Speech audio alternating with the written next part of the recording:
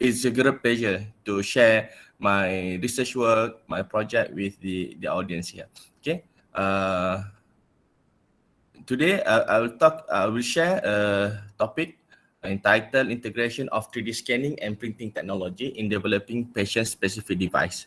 Okay, but as introduced by our moderator, so I'm from UiTM, Shah Alam. Okay, currently quite a few places in Shah Alam flooded. Yeah, a little bit about myself as introduced earlier. So at UiTM, I'm currently holding a few positions, such as head of the Biomechanical and Clinical Engineering Research Group, UiTM, and also for the administrative position, I'm the head of the Department of Strategic Partnership at the UiTM Global, which is responsible for the international networking of the universities.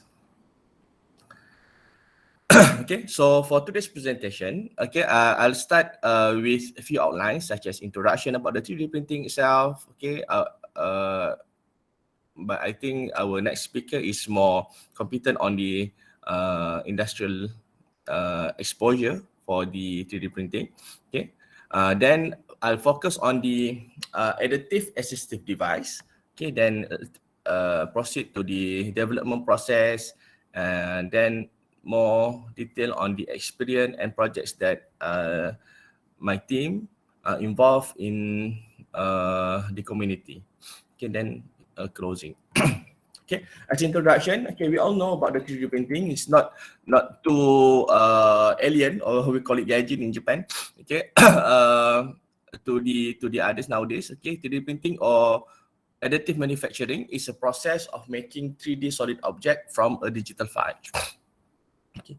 Object is created by adding material layer by layer. This is in general, okay, although we have several types of 3D printing. Okay.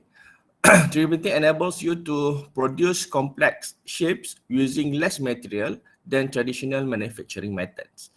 Okay. Previously, 3D printing was only suitable for prototyping and one-off manufacturing in the early stage.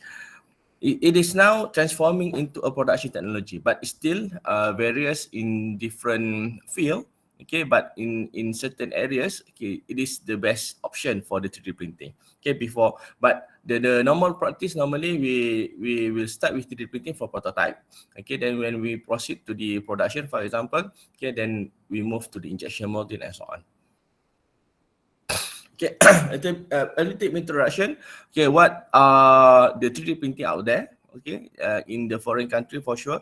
Okay, we have the in the construction industry for sure. Okay, they develop the houses or the building using 3D printing.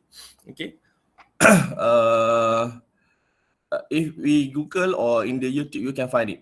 Okay, but the machine maybe is bulky. Okay, and the finishing, as we can see here, is like a layer by layer. Okay, finishing. Okay, but it's there already being applied into the market. But in Malaysia, maybe still not yet. Okay, currently we still are talking about the IBS, for example. But maybe in near future, who knows? Okay. Okay, and we also have the 3D printed steel bridge. Okay, yeah, there is in July. I think starting early this year or in the middle of this year, the coverage about talking about this 3D printed steel bridge, but it's not printed at the river itself. Okay, actually, it's being printed at the factory. Okay, then being transferred to here, then installed to the bridge. Okay, they are make some testing first, then before they transport into the specific locations. Okay, but this is want to show that currently there is also possible to make a bulky item using 3D printing and also using metal. Okay. Okay, so you also have the 3D printing application at the food industry. Okay, currently we have for the pastry, okay, for the decoration and so on. Okay, this is already available the company that provide, for example, the Prosthetic. Okay, you can Google it also. You can find it the example, but this is more on the pastry, on maybe for the decoration and so on. But in the future, okay, like myself, we also have a discussion with Mardi, okay, looking into to develop the 3D printing food, okay. But examples like in this picture, okay, means that we try to control the composition of the food itself, okay, using the application of the 3D printing, the approach of 3D printing, but it's still in the research stage, okay. It seems like maybe in the near future, for our kids, maybe they want to eat the burger, so okay, it's look like a burger, but actually they have a different composition. Who knows? Okay, that we can control the composition on it. Also in the bioscience and medical industries, currently also they are dealing with the 3D printing. Okay, so last time they also share worldwide about the first 3D printing heart and functional breathing heart grown from stem cell. Okay, how they make it from from cells. Okay, then they make it artificial what we call it, a cell. Okay, but it's still it is in research stage, I'm sure. Okay, but they are focusing more on this. I'm not sure in Malaysia, but as discussed with some industries, in Malaysia we have this. We call it bio 3D printing. Okay, some companies are working together with the researchers, okay, to develop the what we call the bio 3D printing. Okay, I think work with UPM or Okay, but still in the R&D. Okay. But maybe a near future we can have the outcome from the Malaysia University itself. Okay. This is the next one. Okay. Metal 3D printing. Okay. So this is that available in one of the industry that we are working close together for our 3D gens in the Bukit Jelutong Shah Alam. Okay, they have the metal 3D printing. Okay, and we have worked with them. Okay, in order to print the prototype of the implant as stated at the left side. Okay, the knee implant and also the hip implant. While down there, actually, it's not related to 3D printing, but it shows that in future we are also dealing with this. Okay, we are capable to do so. Okay, but currently we are dealing with the metal 3D printing for prototyping the knee implant and also the hip implant. Okay, what most of us have at home, maybe at the universities or at your place. Okay, nowadays it's like a hobby. Okay, and it's also we also managed to buy at a lower price, affordable price. Okay, what we call as the FDM 3D printing. Okay, we have a lot of brand and the Creality, Flashfork, Tronzi and so on. Okay, and also we have what we call as the SLA 3D printer. This is a desktop size. Okay, using resin, powder, and also we have SLS, laser sintering, and so on. Okay, but I'm not going in detail into that, but just for some introduction. Okay, most places have this available, but maybe different sizes. Okay, and for sure, for larger size, it's quite difficult to handle, but it's there. Okay, there are few companies that provide the service and so on. So some of them I will share as we have a close relation with the companies.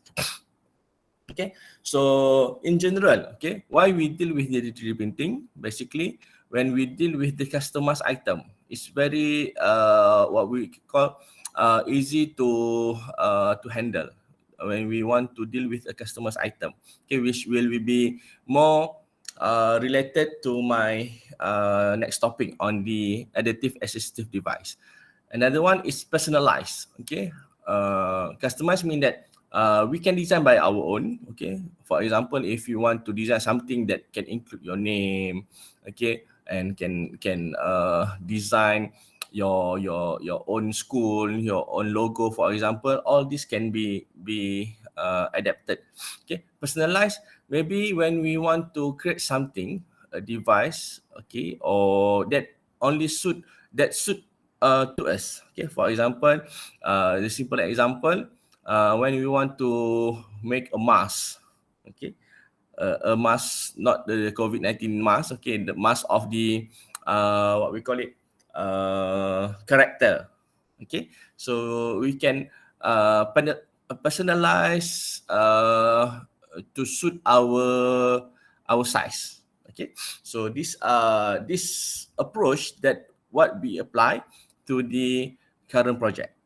Okay, the next one, due to the cost effective. Okay, so if we use uh the basic material, for example, the PLA, the most cheapest for the material, okay, and most easy to handle compared to ABS materials. Okay, it's quite cheap. Okay, so we can manage to do some samples, okay, without cost too much. Okay, that's why nowadays 3D printing is like the common. It's become a hobby to most of the people there. Okay, but maybe it is expensive hobby for sure.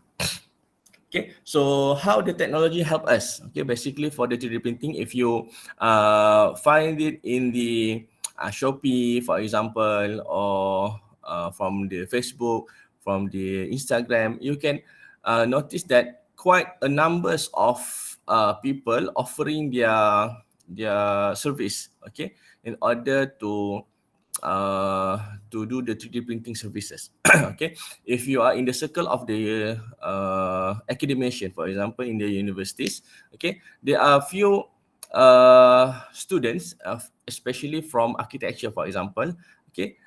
Previously, maybe they will develop the model using a traditional way, either from the wood or something else. Okay, but nowadays they are dealing with the 3D printing. Okay, it's quite easy. So if you are within the circle, you will identify a lot of people service provide the service. Okay, either personal or from the company. Okay, so for engineering students, okay, nowadays also we have difficulties due to the budget and so on. Okay, to provide the prototype. Okay, so and also during the pandemic, okay, for example, we cannot enter the uh, workshop to do some work. Okay, so most of the project we small scale, or we change the project to the prototype. For to develop the prototype, normally they will deal with the 3D printing. Okay, and 3D printing nowadays actually less than 1,000 we can get the good one. Means the simple but the good one. For example, the ender type of 3D printing. Okay, so these are some of the example. Okay, as I mentioned earlier, we can print the prototype, okay, to prove our project, the functionality and so on. Okay, for the interior designer, for example, okay, they are using this. Okay, so mechanical engineering student to provide the prototype. Okay, how the mechanism works can be explained. Okay, also the miniature as stated here. Before we color them, okay, after we color, we can have this. It's not my project. Actually, I found it from the Google. Okay, but it still means people make it as a hobby. Okay, and also make for a very simple. Okay, we can print our own. Okay, for the what we call it, the labeling, and also last year, this is our team. Okay, the first pandemic. Okay, at that time we less of PPE, for example. So the 3D printing community, okay, provide the service. I think also Citron involved in the community. Okay, we provide the service to make a frame for the face shield. Okay, while the transparency is a transparency that we normally use for the report and so on. Okay, so we also involved in this CSR project basically, okay, to print them. Okay, so but due to the huge demand, okay, so it's quite difficult to get thousands or maybe 100,000 of the frame. So after a certain of time, actually, we changed to the injection molding, so to get the frame faster to fabricate. Okay, but still there is a community that demand for the customized, okay, means that specific color, and also there is people who want to put their name in there. So we pass the project to the 3D printing company. Okay, so the technology is there. Okay, people are dealing with that. So how about the others? Okay, that normally there is a people that the technology is growth, but how they get benefit from them. Okay, so I like to highlight that most of our project currently we are dealing with this. Okay, person with disabilities. Okay, so in Malay word, people call it orang kurang upaya, but there also another term, we call it orang kelainan upaya, OKU. So they have a different okay, due maybe from their birth, or maybe due to the accident and so on. So how this technology can help them? So this is part when we deal with the medical officers, okay, with the doctors. Okay, we are dealing with this. Okay, even they also have some ideas, but they lack of time and also lack of knowledge on how we can help them. Okay, then they meet us engineering. Okay, so we have a discussion, and that's why we proceed with the several works or project to help the community. Okay, so they also want to live like a normal people. Okay, try to be independent without too much dependent on the other people. So this is what the aim of our project basically when we deal with the rehabilitation medicine of the hospital UITM. So somehow we try to help them. Okay, so it is estimate, okay, for the percentage of the OKU in Malaysia in 2017. This is the percentage. Actually, our project, most of our project focus on the OKU for physical condition. Okay, so we try to help this category of OKU. Okay, and we can notice actually the number is increasing, okay, throughout the years. Okay, so based on labor force participation rate, about 80% of registered PWD refer to people with disabilities within working age. Okay, so we identified that they have some difficulties due to the difference. Okay, so have difficulties to maybe they can conduct a light work, but they have a difficulties to do some job. Okay, so we try to help a little bit. Okay, if not to do job, maybe try to be the independent. Okay, after I'll share some of the project. Okay, so how many of us aware or notice about the Hari Kurang Upaya Sedunia? Okay, so actually it is 3 December every year annually, but starting this year is concurrent with the Hari Batik Sedunia lah. Okay, so every year 3 December is the Hari Kurang Upaya Sedunia. So last year also we have we giving a talk to the public regarding this project also. So hopefully by having this we can gather all the technologies, all the expertise or experienced people that can help us to help the community. Okay. So the next question is how can we help and contribute? Okay, and then we relate back to the topic today using 3D printing technology. Okay, so there is a term that we call it as the assistive technologies. Okay, so this is basically how we want to contribute, okay, to this community. Okay, so they want to live by their own with independently for sure, okay, but maybe due to some constraint they have difficulties, so we try to make a device that can help them. Okay, not necessary to attach to the person, okay, maybe a device to help them to open the door, for example, to transfer from wheelchair to the car. But this is that currently in our uh, inline project. Okay, some of them is quite straightforward. Okay, we have a different case before, and some of them are still in the discussion stage. Okay, for sure, some of the product is available out there, but the price or the cost is very expensive. So we want to make it locally and suit to our Malaysian population, for example.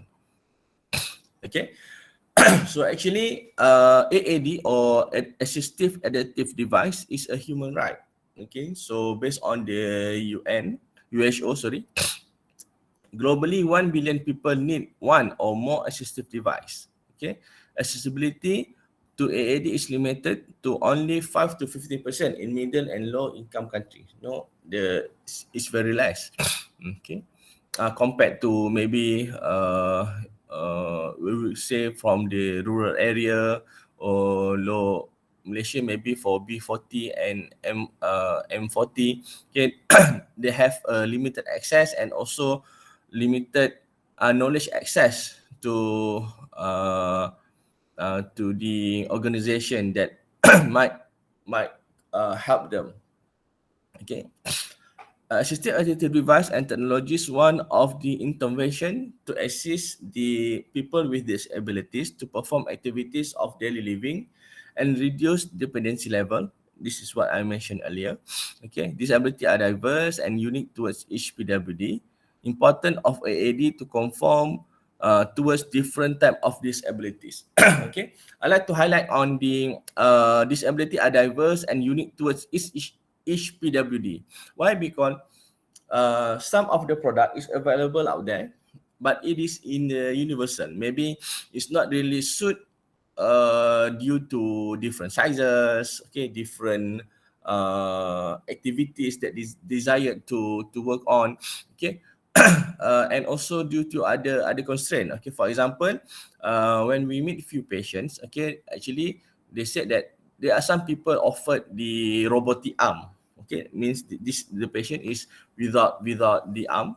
Okay, so they offer the robotic arm, so it's very, you know, futuristic. Okay, it's simple. It will help the patient to grip item and so on.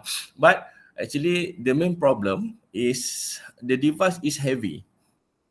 Okay, so at early stage, yes, the patient desired to wear them, but at a longer period, they don't want to. Okay, so this also part of our concern actually when we start the project without communicating with the medical doctors.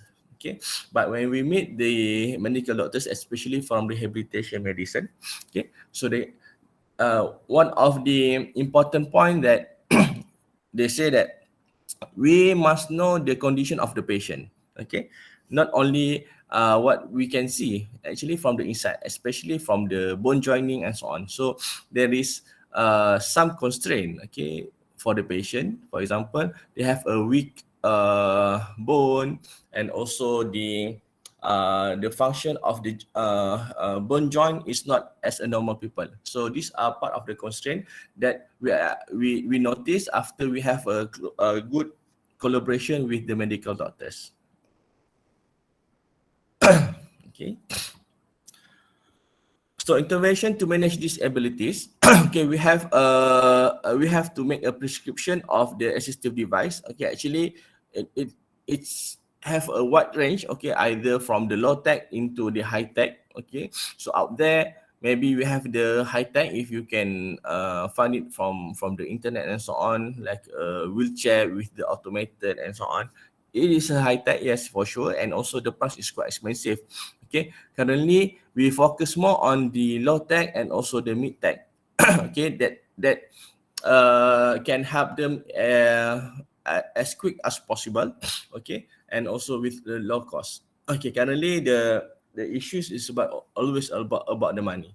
Okay, and one of our constraint is we cannot sell the product to the patient. Okay, for sure, because most of the patient is come from B40 or M40. Okay, so we not charge them. Okay, more on like the voluntary work. Okay, and as it is still in the research stage, okay, means that this is a development stage, so it take a longer time. Okay, and also we need some uh,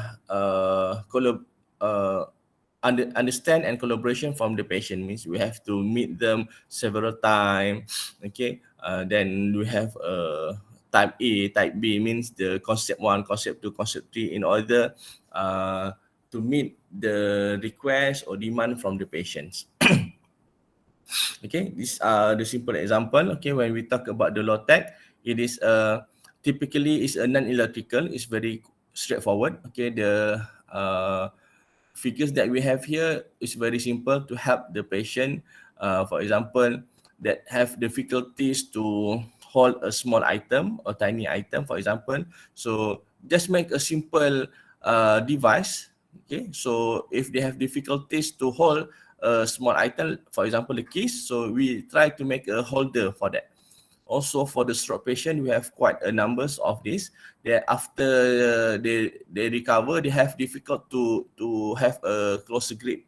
Okay, so they need some larger in order to help them to grip the pencil, for example. Okay, so these are the device. Okay, later on I'll show some of the product.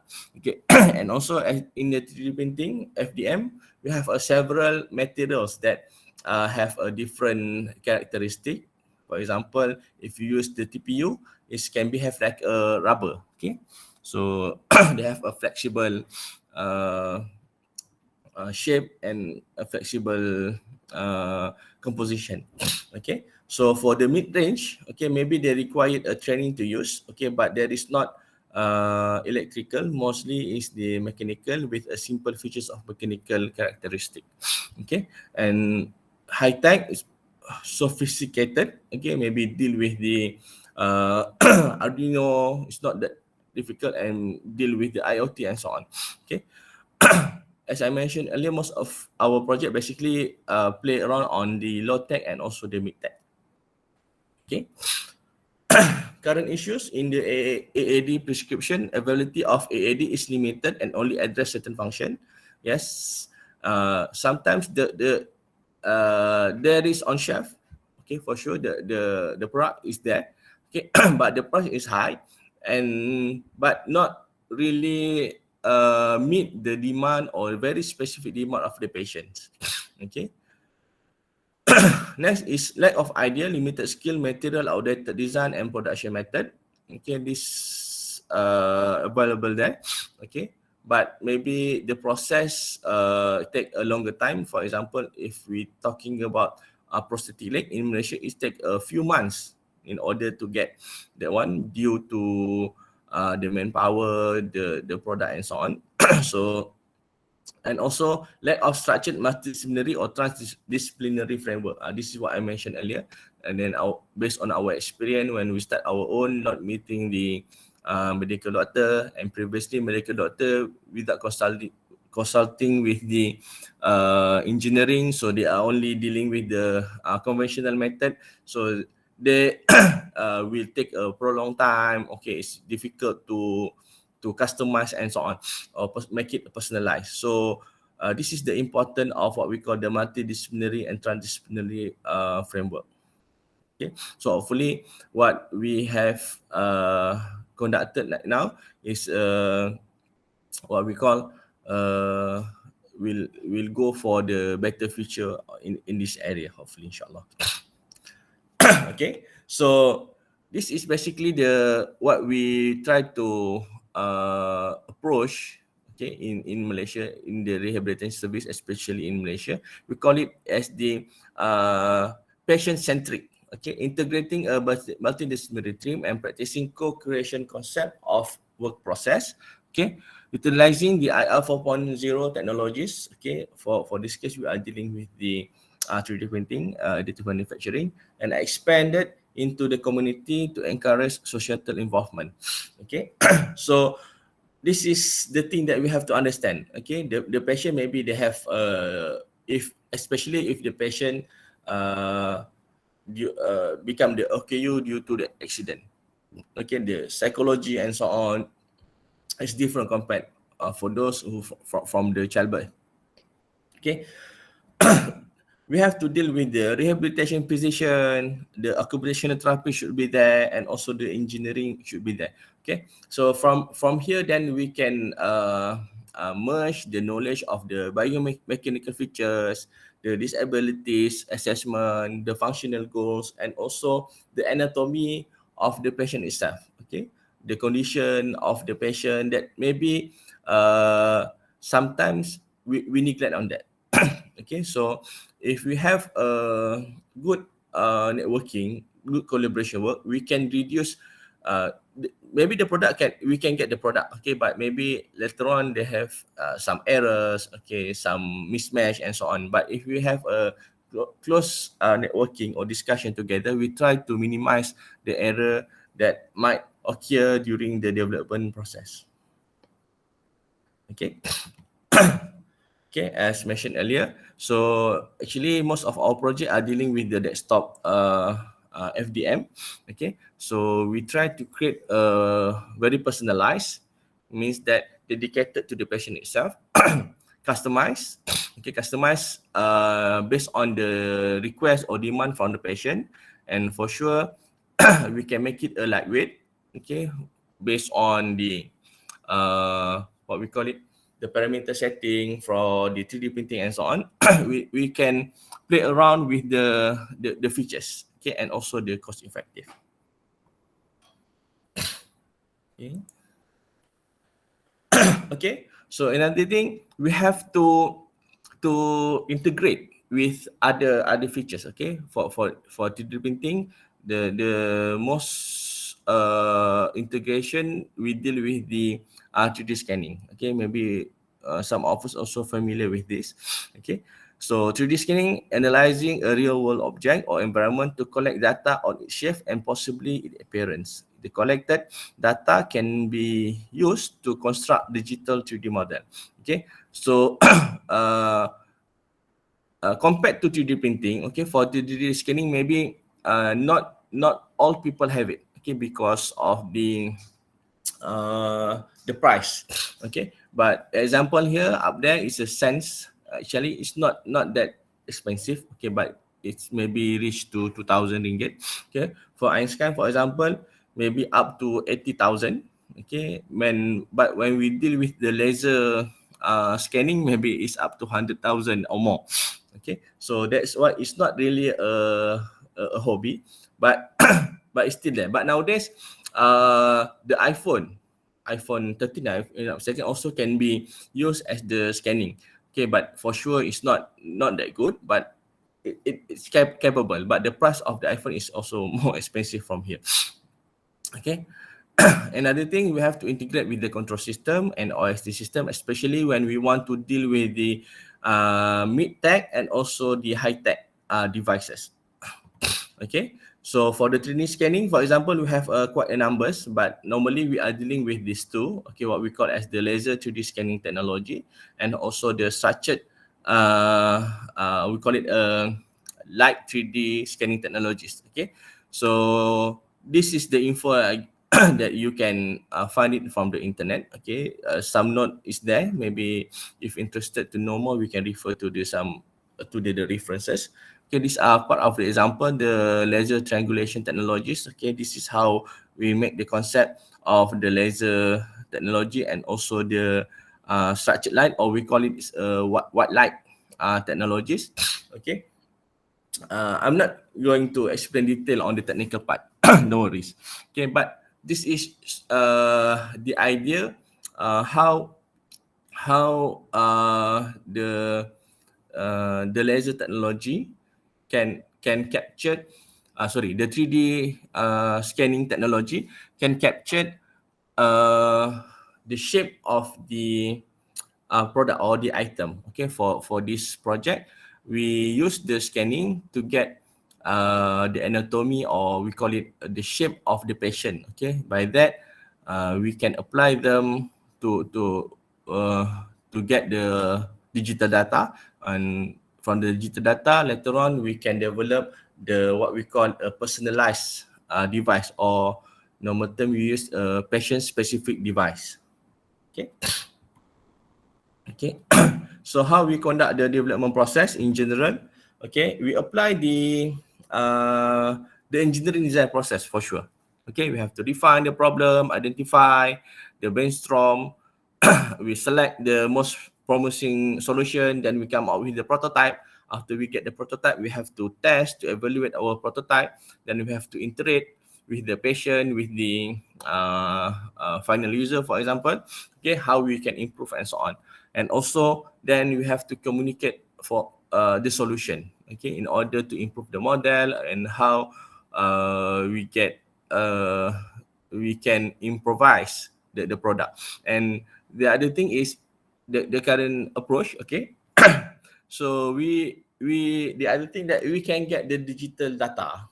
Okay, so if we met a patient with almost similar problem and demand for quite similar product, is quite easy for us, okay, to produce back.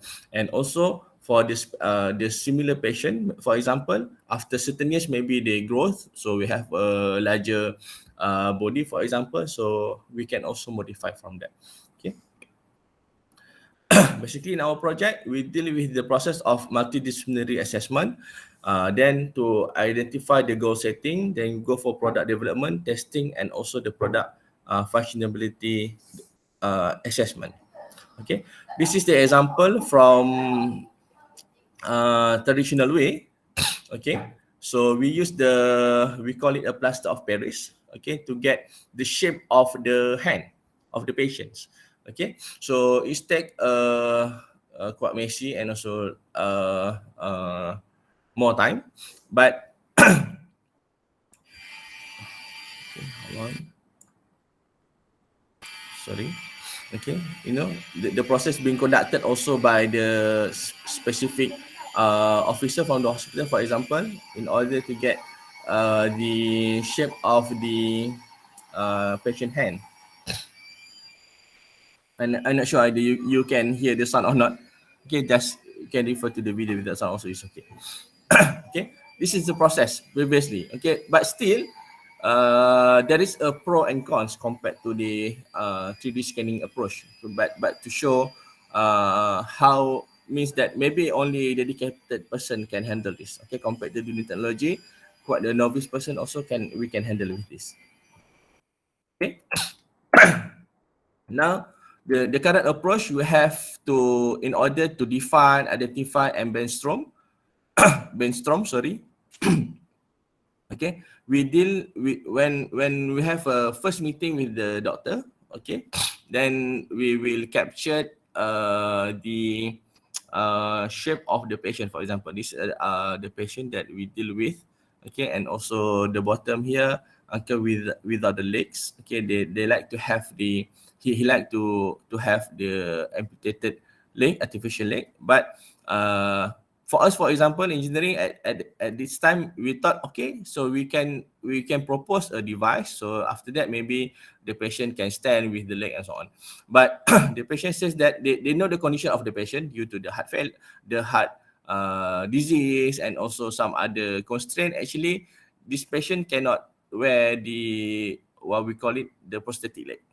Okay, but he still requests only for cosmetic. Okay, means then when he sit in the wheelchair, people will see that he has a leg. Okay, although actually it's not functional. Okay, but just for self-satisfaction and so on. Okay, so that's why I mentioned that this is important to have the medical advice in order to deal with. Okay, so the upper part actually when we want to develop a device to help the patient to write. Okay, so we use the 3D scanning lah to get the shape of the limb. Okay, so this is another example for patient quite similar, but this time they don't have the hand at this part. Okay, after the elbow compared to the previous one. The next one is patient without due to the spinal cord, so they have difficulty to grip their hand, so they have different we want to capture the shape of the hand, so then we can provide a specific device to help them. Okay, bottom there is a patient without due to the accident. Okay, so she don't have the right arm. Okay, so we conduct a 3D scanning. Okay, later on I'll share again detail, but it's just some example. Okay, so we want to produce the right hand based on her left hand. Okay, so we put a marker here. Okay, so then to capture and to produce the what we call it artificial arm later on. Okay, so different device. If you notice, the upper one is the not that expensive scanner, like white light scanner. Bottom there is the laser scanner. It's cost more than 100,000. Okay, so this is the early stage that first activities that we have to conduct when we met the patient. Okay, so we should have the specific, measurable, attainable, realistic, and timely. Okay, we have to identify what the patient need. Okay, what is the most critical one, and so on. So we deal this with the medical doctor for sure. Okay, and also we have to apply for the ethic approval first. Okay, later on, also should get the consent from the patient and also their families. Okay, the next one, to select most promising solution. Okay, we have the 3D scanning. So how we want to get the general idea, then how we want to deal with the next process. Okay, if we deal with the design process, we have to make some we have what we call the conceptual design, can then we have the embodiment design process and so on. So this is the process that we adapt to the student, okay, in order to develop the device based on the mechanical engineering process. Okay, down there, help from the 3D gens again. Okay, we develop after the scan of the ankle, if you still notice just now, okay, without the leg. So we because he don't have both leg, so we try to predict what is the suitable size and so on based on the literature. Okay, compared to the patient without the right hand, the right arm, so we can scan the left arm, so get we can make it identical lah, the size and so on. But for the leg, we have to try and error based on some literature, what should be the suitable length of the leg and so on. Okay, this the process goes sketching, then 3D, then before we proceed to analysis and so on. Okay, just some example how we create from the CT scan data. Is a very quick videos. Okay, purposely make it watermark. Okay, from scan data. So maybe later on, if you want to have a quite similar project, maybe still contact us, okay, in order to get the advice and so on. Okay, the scan data is actually is very raw. So this example from the limb, amputated limb. Okay, how we want to make a device on that. Okay, it's not there is a few approach. This is one of the approach, means that we have the scan data. Okay, then we create a model. Okay, then we try to suit based on the size of the product. Okay, because after the scanning, we only get at the I would say after simple conversion, we only get the STL. STL file is basically on the surface. Okay, so but when we want to create a model, we have to deal with the what we call the solid object. Okay, so these are example of the thing. Okay, we play around with that. Okay, by that we will hopefully that we will get the what we call the personalized item. Okay, based on the shape. Okay, if you notice compared to the traditional approach, okay, we use a plaster of Paris. Then later on to develop, they will base on that one. Okay, while having the 3D data, we will play around with the data.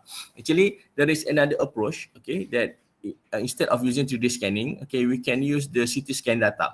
Okay, but the CT scan data is quite expensive to handle. Okay, in the government hospital also a lot of procedure to deal with, but currently we have a negotiation with the private hospital that they also are interested to know more on this, and they will provide the service for that. So this shows that the good networking can expand the project further, inshallah. Okay, this is just a quick example how they deal with the 3D scan data. Okay, then we create the device that suit for the specific what we call specific device. Okay, so just make some example on that. Okay, so this is how we deal with the device. You know, you can the rest is is quite based on the CAD expertise lah. Okay, computer aided design. Okay, this is just to make the limb as the reference in order to create another our device. Just some example. Okay, so another one. Hold on. Okay, first to convert the STL to step file. Okay, because another example for the patient. Okay, for example for the prosthetic leg. Okay, but we want to conduct we want to print the cosmetic, means that not function. So it's after the scanning process, we just can print it, although we can print in the STL file for sure. But we have to make some modification, means that we want to make it like a sock. Okay, so the patient can directly fit in the leg, so we have to make some modification. We cannot conduct in STL file, so we have to deal with the step file, for example, or SLD file, solid file. Okay, so these are some example. Okay, normally in 3D printing, we deal with the Autodesk Fusion 360. Okay, actually we can use other software. It's okay, but Autodesk 3D60 Fusion, previously they provide 2 years of free use. Okay, but in our university, for example, we have the SolidWorks at the Cawangan campus, and also we have the Katia in our main campus in Shah Alam. So we can also deal with this. These are some of the example. Maybe later on, if any of you are interested to conduct this project and need some advice, you can contact me in our team. Inshallah, we can help to, you know, somehow we can help each other in order to develop this thing. Actually, we also have try to gather technologies that are interested in this project. Okay, later on I'll share the how we can gather together. Okay, this is just example. Okay, then we play around with the we can play around with the process. Okay. Okay, so after we get the CAD data, for sure, normally I will ask for the analysis. Why we want to conduct analysis? In order, okay, if we want to have a lightweight, for example, okay, instead of you print the item first, okay, and you don't know either it is good enough or not. So this is one of the approach, computation and analysis. Okay, so we can make some prediction. earlier. Okay, for example, you want to play around with the thickness. We want to play around with the infill of the printing of your model. So we have it's advisable, okay, to deal with the what we call competition analysis. So you have, in order to minimize the error later on. Okay, then we go for 3D printing. This is the process. Okay, just share my photo when we have a CSR with the school kids. Okay, select, then we go for printing service. Okay, this the example. Okay, nowadays we have a lot of materials available. Even PLA itself, we have the PLA plus. Okay, and also some of the material, they have the the composition of the metal quite a numbers. Okay, and you can identify what are the pro and cons using the materials. Okay, one of the material that we use actually is the TPU. It's quite flexible material, so it's suitable for example, when we print a finger. Okay, so all the joint here, so we use the TPU material in order to make it able to bend and so on. Maybe I'll show some example after this. Okay, then we can play around for 3D printing with the infield density. Okay, if 100% is like a totally solid. Okay, we can reduce up to 70, 40, 30, and even 0%. 0% is like a STL, means that they only have the outer layer, but they have a constraint when we want to make a close product. Okay. There is a rules on the 3D printing lah, how to make sure that we don't need the support and so on. Okay, but these are the general idea that we can consider for the analysis. Okay, and also the infill pattern. Okay, one part of our study also is to identify what happened to the strength of the product if we have the different infill density and also different infill pattern. Okay, how much is reflect, because it's maybe for some product, especially for accessories product, it's not too important on that. Okay, but when we deal with, for example, for my case, develop a product, we want to have a better strength but lightweight, so all this consideration should be taken into account, how we can reduce the weight but have the optimum strength and so on. Okay, this is part of example. So these are part of our studies, and it's differ because when we talk about the strength, we have to consider what is the possible loading direction, loading condition, and so on. So it might different for for different product. Okay, even one of our clip, they study on the effect on the printing processes. Okay, means that when we conduct the printing, it might, for example, if you want to print the pen, okay, there's different when we printing at the horizontal or you make it a vertical. So there's also effect on the printing effect. So this also part of the characteristic, okay, that we might consider, okay, especially when you want to print a product that for end use, not for accessories. Okay. On. Okay, then we have to iterate, improve prototype and testing for sure, although we conduct the simulation. Okay, but then we have to meet the patient and let the patient try themselves. Okay, then we get another feedback, maybe it's not suitable or it's too heavy for us. Maybe, for example, like this one, this patient, we print a product about 100 gram. For us, it's very light, but for her at that time, not this one, not this product. He said still heavy.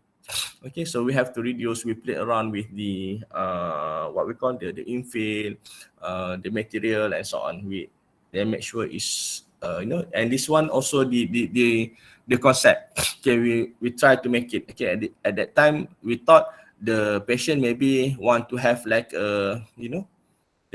like a normal people, we have the elbow and so on. Okay, so he can handle it easy to when she want to write at the table, it's quite easy to saw what she's writing and so on. But actually she's not interested on that.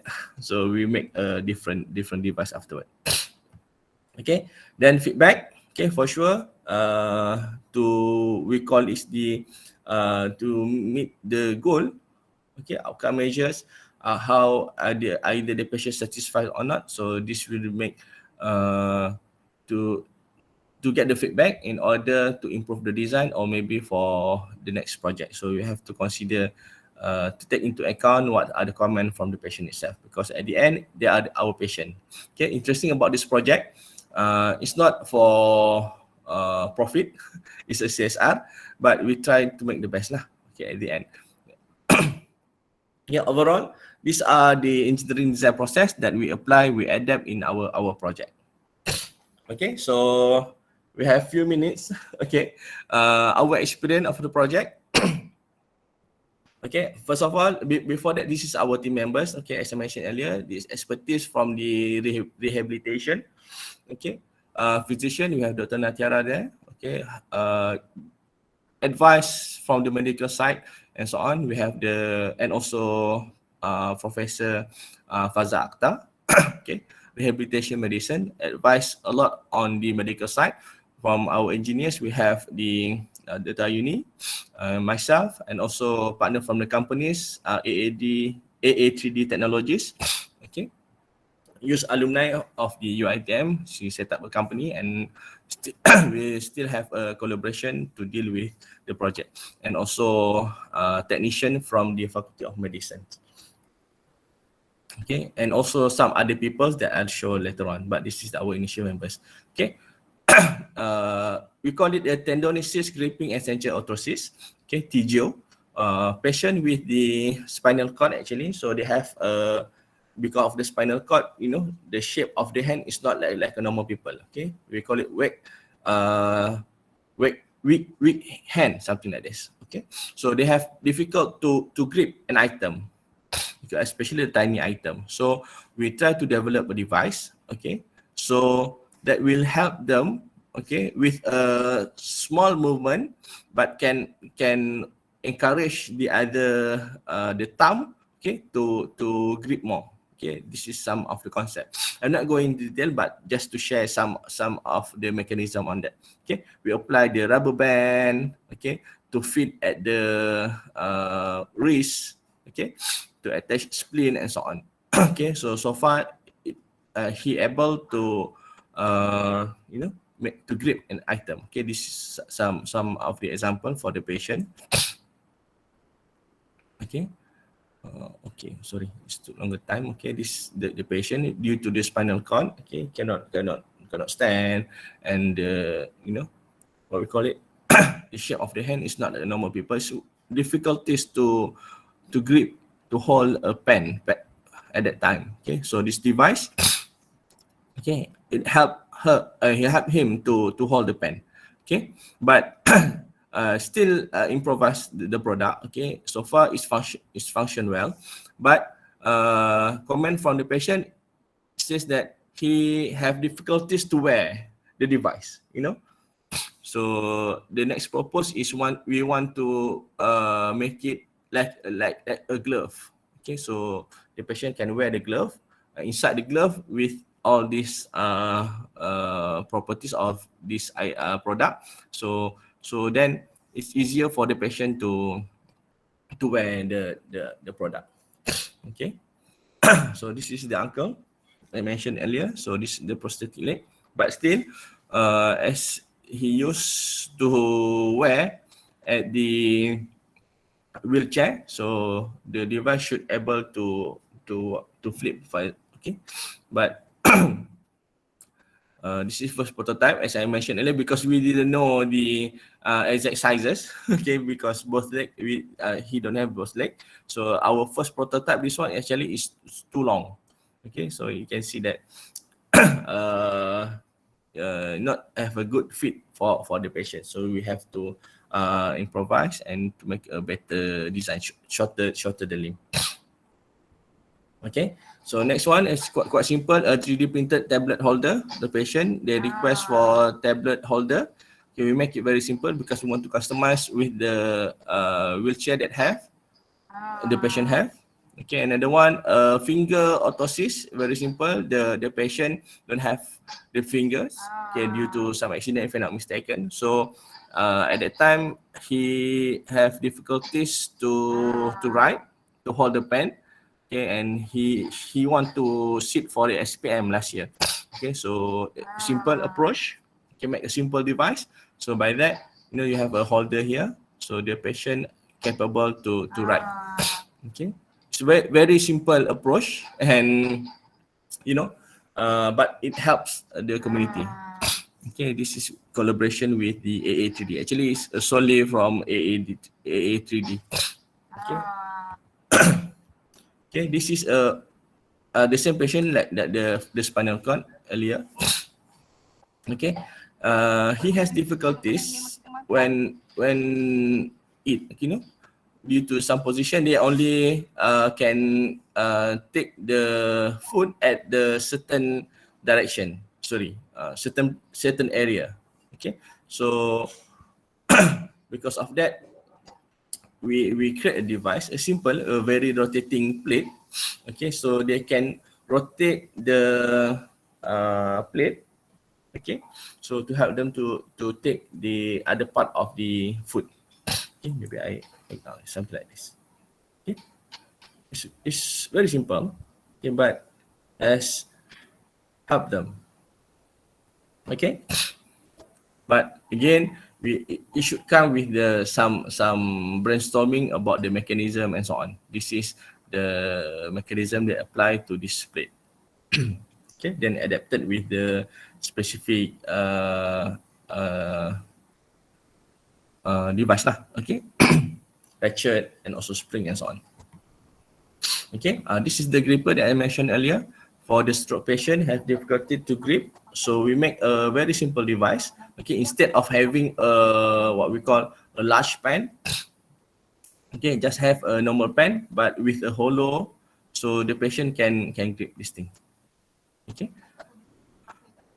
So for this one we use the TPU, so the patient can have like a rubber.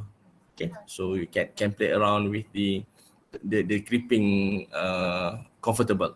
Okay, well the bottom one is basically the writing aids for the stroke patient. Again, she has the difficulties to move the hand, okay, because of the weakness. So for this writing aids, so just put at her hand on that, so they can help to move. Okay, but it's not for the prolong. Okay, not for long term, only for initial stage after the post recovery, so to help the patient at the early stage. Okay, after certain times, actually the patient will come back to normal, so the device is not needed to be used back. Okay, and the one we try to deal with the high tech. Okay, also for the actually it's a paralyzed patient. Okay, don't have the difficulties. They only capable to move their fingers. Okay, and also the thumb. Okay, very weak arm and so on. Okay, so the device help him actually using tablet. Okay, to control this thing. Actually, it's like adapting the mouse into this one. Okay, it's not that difficult, but we try to customize based on the patient demand. Okay, the patient just lying on the bed. Okay, his eyes still working, his brain still working, but the total body is paralyzed. Only the fingers. So with the little movement, you still can browse the YouTube, reading news and so on. Okay, another one still in the research stage is the adjustable headrest orthosis for the cerebral palsy patients. Okay, we are deal with the basic one. So they have for CP patient. Okay, they have their own specific chair actually, but some difficulties when when traveling, sitting at the restaurant. So how to support their head? Okay, so we make a mobile adjustable headrest for this, but at this time it's a very basic. Then we come out with the we try to integrate with the IoT and control system to make it automated. Okay, and for this we get a grant from the TVET collaboration with the Polytechnic Banting, but still in progress. Hopefully by next year we can have the prototype. Okay, so we can make a controllable adjustable headrest. Previously, it's only the manually. So hopefully by this we can upgrade the product. But for sure the cost is expensive. But we are working on the the prototype on this. Another one, the ankle foot orthosis. Okay, this you can identify this. A lot of people also dealing with the ankle foot orthosis. Okay, but AFO, we call it AFO. There are different application, early stage of the stroke patient, post, and also for the bedridden patient. So we try to adapt few cases. Okay, this part of the example. Okay, the general idea is for the patient normally we the AFO should be personalized based on the patient. Okay, so again we adapt the 3D scanning approach, okay, to make the patient specific. But for this product, it's not a patient specific, it's just general sizes. Okay, they just put an install there to make it more comfortable, but it's not delivered to the patient yet. But we try to improve the concept and dealing with the medical doctor for further discussion into that. Okay, so during the pandemic, just to show some example, okay, we have difficulties to meet the patient, and for sure, so what we did, okay, for the final year student, they have to get exposure for the technology. So what we did, we buy a model, the leg model, for example, stated in this photo. Then we ask the student to conduct the 3D scanning. So this is what we conduct. At least although we not meet the patient, but they have the feel how to and experience how to conduct the 3D scanning technologies. Okay, so this is part of our example. From here, then we develop the AFO based on the 3D scan, so we can get the what we call patient specific based on the shape of the foot and so on. Okay, and this is also the similar approach. Okay, and now this we also we can see actually if you deal with in the R&D project of the developing the insole of the shoes. Okay, so this is also the approach that we can use for that. Okay. Okay, sorry. Okay, so next project that we have, we call it the bed resting ankle foot orthosis. Okay, we try to integrate with IoT also. Okay, but this is the AFO for bedridden patients. Okay, if you've ever experienced take care of the bedridden patient, is quite a prolonged. So even in the hospital, normally they will advise to make a rehab or exercise the patient leg. Okay, in order to avoid the foot drop.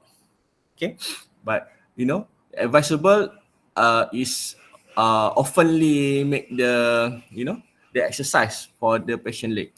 Okay, so we try to create a device that can help can set the device automatically lah basically. Okay, using applying the Arduino and so on.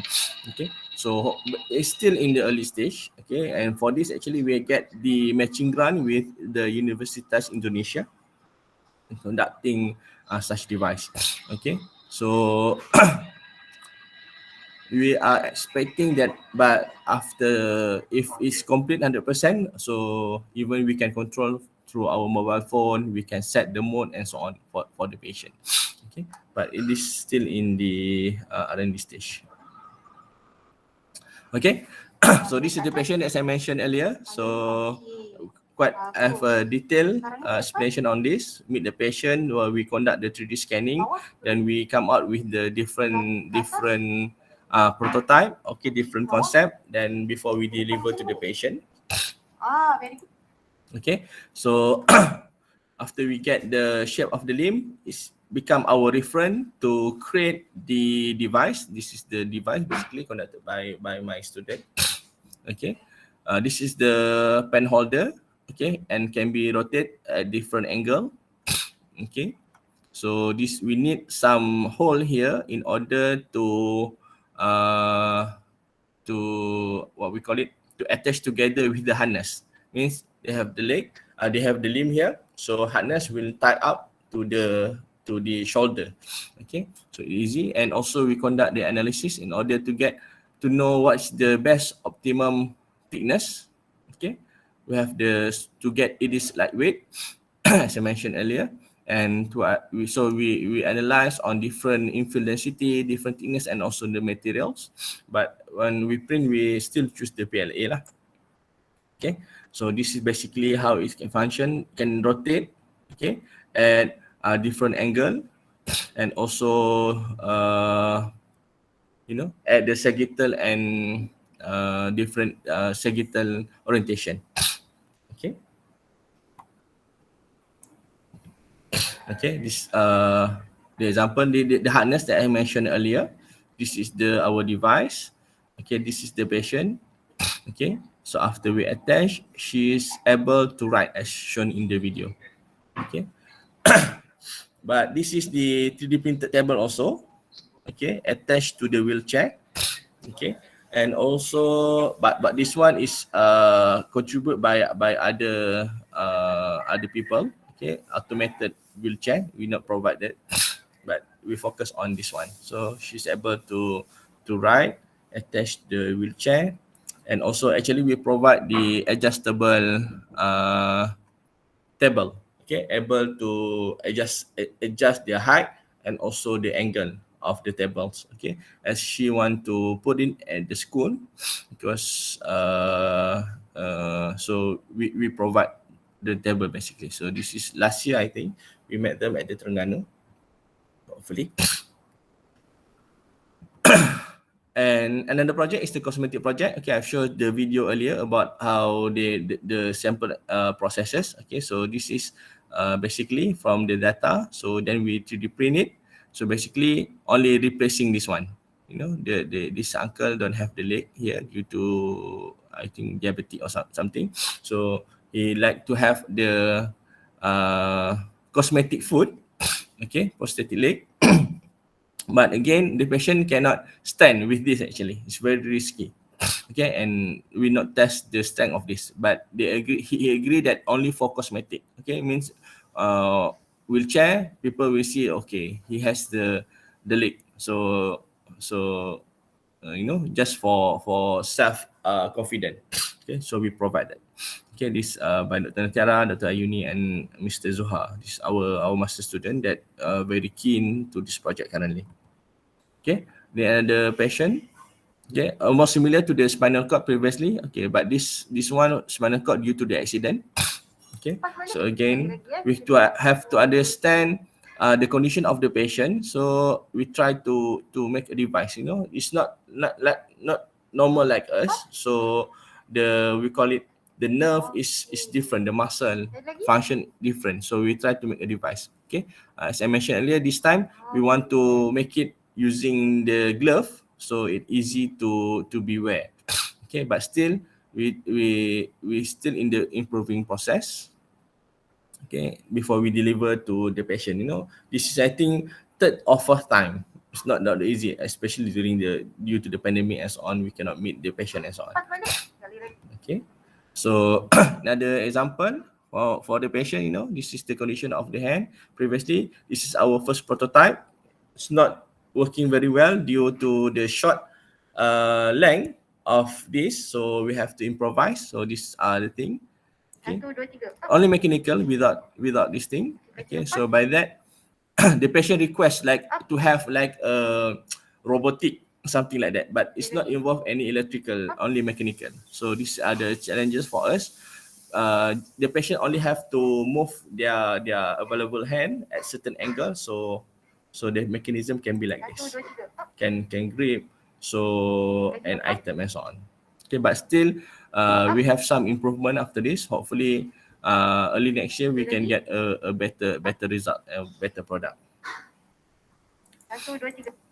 Okay, this is the most current one, the challenges. Okay, previously only part of the hand. Currently this patient without hand, right hand, due to the accidents. This is the right part actually. So due to the accident, so remove all the arm. We have only the left arm. So our current project is to to produce the artificial arm for this patient. Okay, so you use the marker using the laser scanning, so we get a proper design, and also the faster. Okay, with the laser technology for sure. Okay, so the next challenging, the next challenge how to prepare the device for the patient. Okay, but this is our the current project with close collaboration with 3D Gens and also UTM actually, Institute of Technology Malaysia. Okay, so part of our achievement, we won the award at the MTE and also ITEX last year. Okay, but challenges, they say, you know, this competition talking about profit, so talking about the pattern and so on. But our aim is quite different. That's why we focus on the social innovation. We want to, as fast as possible, to give the product to the patient, more on the CSR. But when we deal for the pattern, for the what we call it, the profit, so we cannot give the to the others and so on. So it's quite contradict for this one, but never mind. So it's not our purpose to make the profit at first, but some advisable, maybe consider few product, okay, then go for pattern. So maybe inshallah, if okay, we proceed to that for a few products. Okay, also covered from the newspaper last year's. Okay, I think that's all. For closing, this part of example is also part of that share there. So not only for our team, we are also open to the others if you are interested to start with. Okay, maybe we can collaborate further. Okay, have discussion and also can come to hospital UiTM currently to you know, to further discuss with Dr. Netara and engineering team on how we can collaborate together. Okay, and also actually all these things, some of the item is available in the market. Okay, I share some. Okay, actually if you have the 3D printer, you can print it and do CSR for your own, for example. And also our team 3D AA3D, as I mentioned earlier, our alumni also in Shopee, you can find one. Okay, if you're interested to help them, you know, for the industry, also for the company, they need some profit, so profit for them. But if we go from the university, all these are being sponsored by individual or by the research grant. Okay, we also close with the 3D printing community. They have the MAMA, Malaysian Additive Manufacturing Association. Okay, so we quite close relation with the representative from this company, this association, and also the company. All these are involved in this. Okay, and also if you have some problem, you can refer to the 3D Printing Malaysia Facebook. Okay, you can join the team and have a good discussion there, or any problem you can browse that. Okay, I take on the opportunity also to share the Facebook of the group. I'm there, but I'm not the admin. Okay. Okay, as I mentioned earlier, we try to pull the participant around the Malaysia at this time. So we also have the NGO registered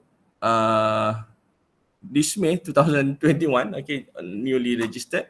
Okay, but we still don't have the account number yet. But if you are interested to be in the circles, okay, and few researchers are in this group. So currently, if you're interested to join, we'll invite in within the group for the WhatsApp group first. Okay, not registered yet as the member of the NGO.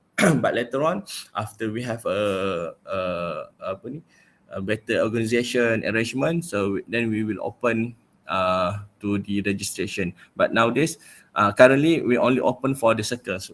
We will invite into the WhatsApp group, so to share some experience, some project involved. So maybe if we have a nearby, so we can join some activities with us.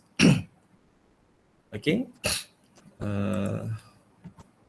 Again, acknowledgement to all the team members. Okay, from my previous student, researchers from UiTM, Polytechnic, UTM, and also from the industries, A3D. So far, this most collaborate with them, A3D Technology Sdn Bhd, Pebble 3D Sdn Bhd, and also 3D Gen Sdn Bhd. Okay, and also partners from Hospital UiTM for sure, Hospital Kuala Lumpur, and also the research partner. Okay, I think by that, thank you. Okay, so this is my detail. If you like to have a further discussion, I'm always welcome to discuss further. Okay, so I think with that, I thank you. Okay, thank you, Doctor. Sorry for the longer time.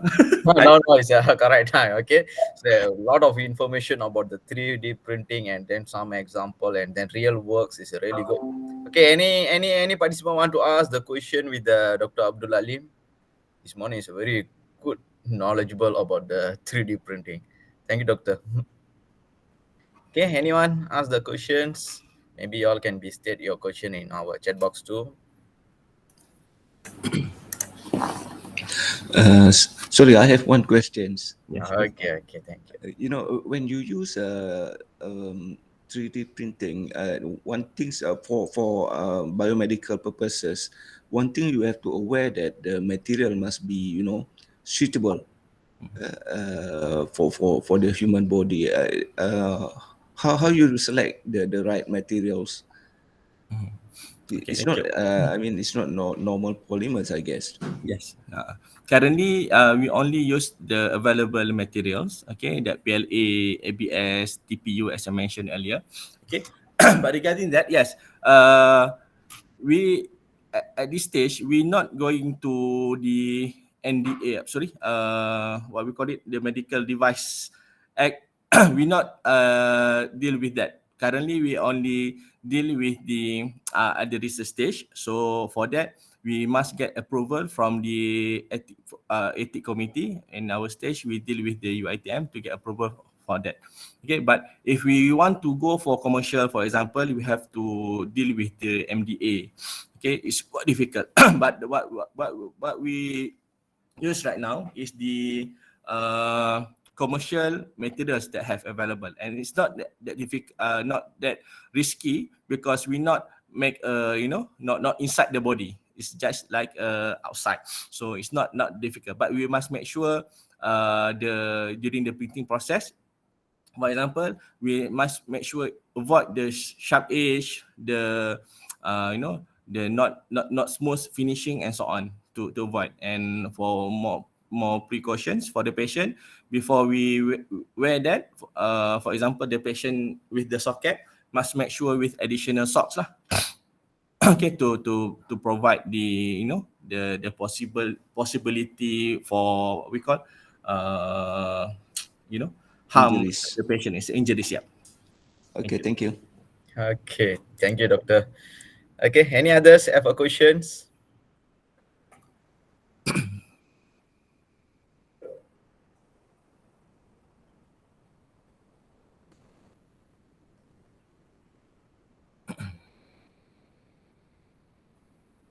Okay, silent means I think it's a no for questions. Okay, we take a capture with the Dr. Abdul Alim. So I need all the participants. Okay, kindly switch on your camera. We take a photo before we move to the second slot with Mr. Adrian Theo.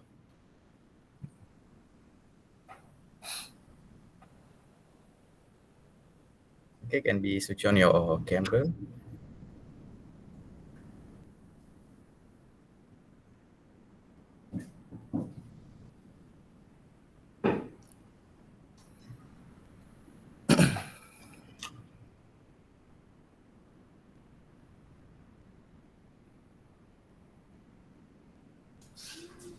The attendance will be provided later, yeah? No, I already is a provide in the 9 o'clock. Okay, Okay, one second we forward the attendance. thank you. Okay, right. Okay, those participants not fill up your attendance. Maybe it's a late list joining, so maybe you all can be for the current URL for the attendance purpose. Okay, okay, we take a capture with the participant. Okay, 1, 2, 3. Okay, I will say first before we go to the second picture. Maybe we can give the high five or anything best symbols. Okay, 1, 2, 3. Okay, thank you. Okay, so thank you for once again for Dr. Abdul Alim. And then, if let's say we have another opportunity or another webinar, we talk again, Dr. Abdul Alim. Okay, thank you so much. Thank you, Dr. Halim. Okay. Yeah, Okay, so Syam. now is a second slot with Mr. Edrin. Okay. So before we welcome our Mr. Edin, so I will explaining about him. Before that, I will share the screen about him. Edin Teo.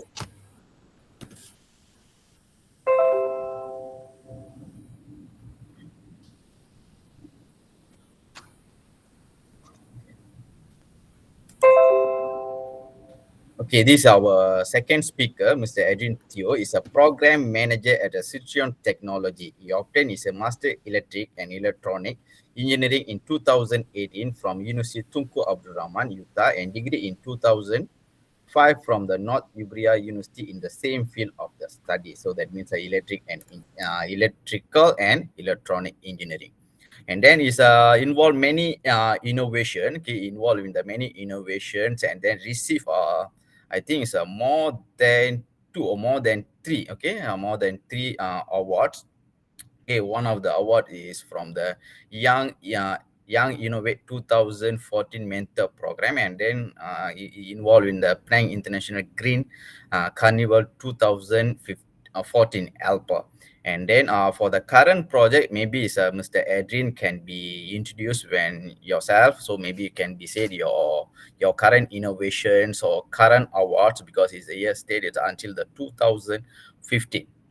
Okay, maybe Mr. Adrian can be introduce yourself well, and then we go to your topic. Okay, the topic about the closer look into the future of 3D printing. So that present by the Mr. Adrian Theo.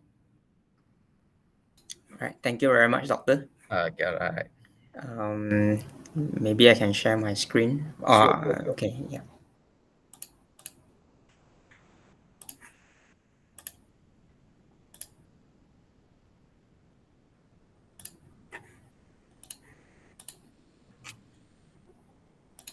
Okay, can you see? Yeah, can we see? Okay, good. All right. Okay, hi, good morning, everyone. My name is Adrian, and again, thank you, ICBE, for inviting me to this webinar session.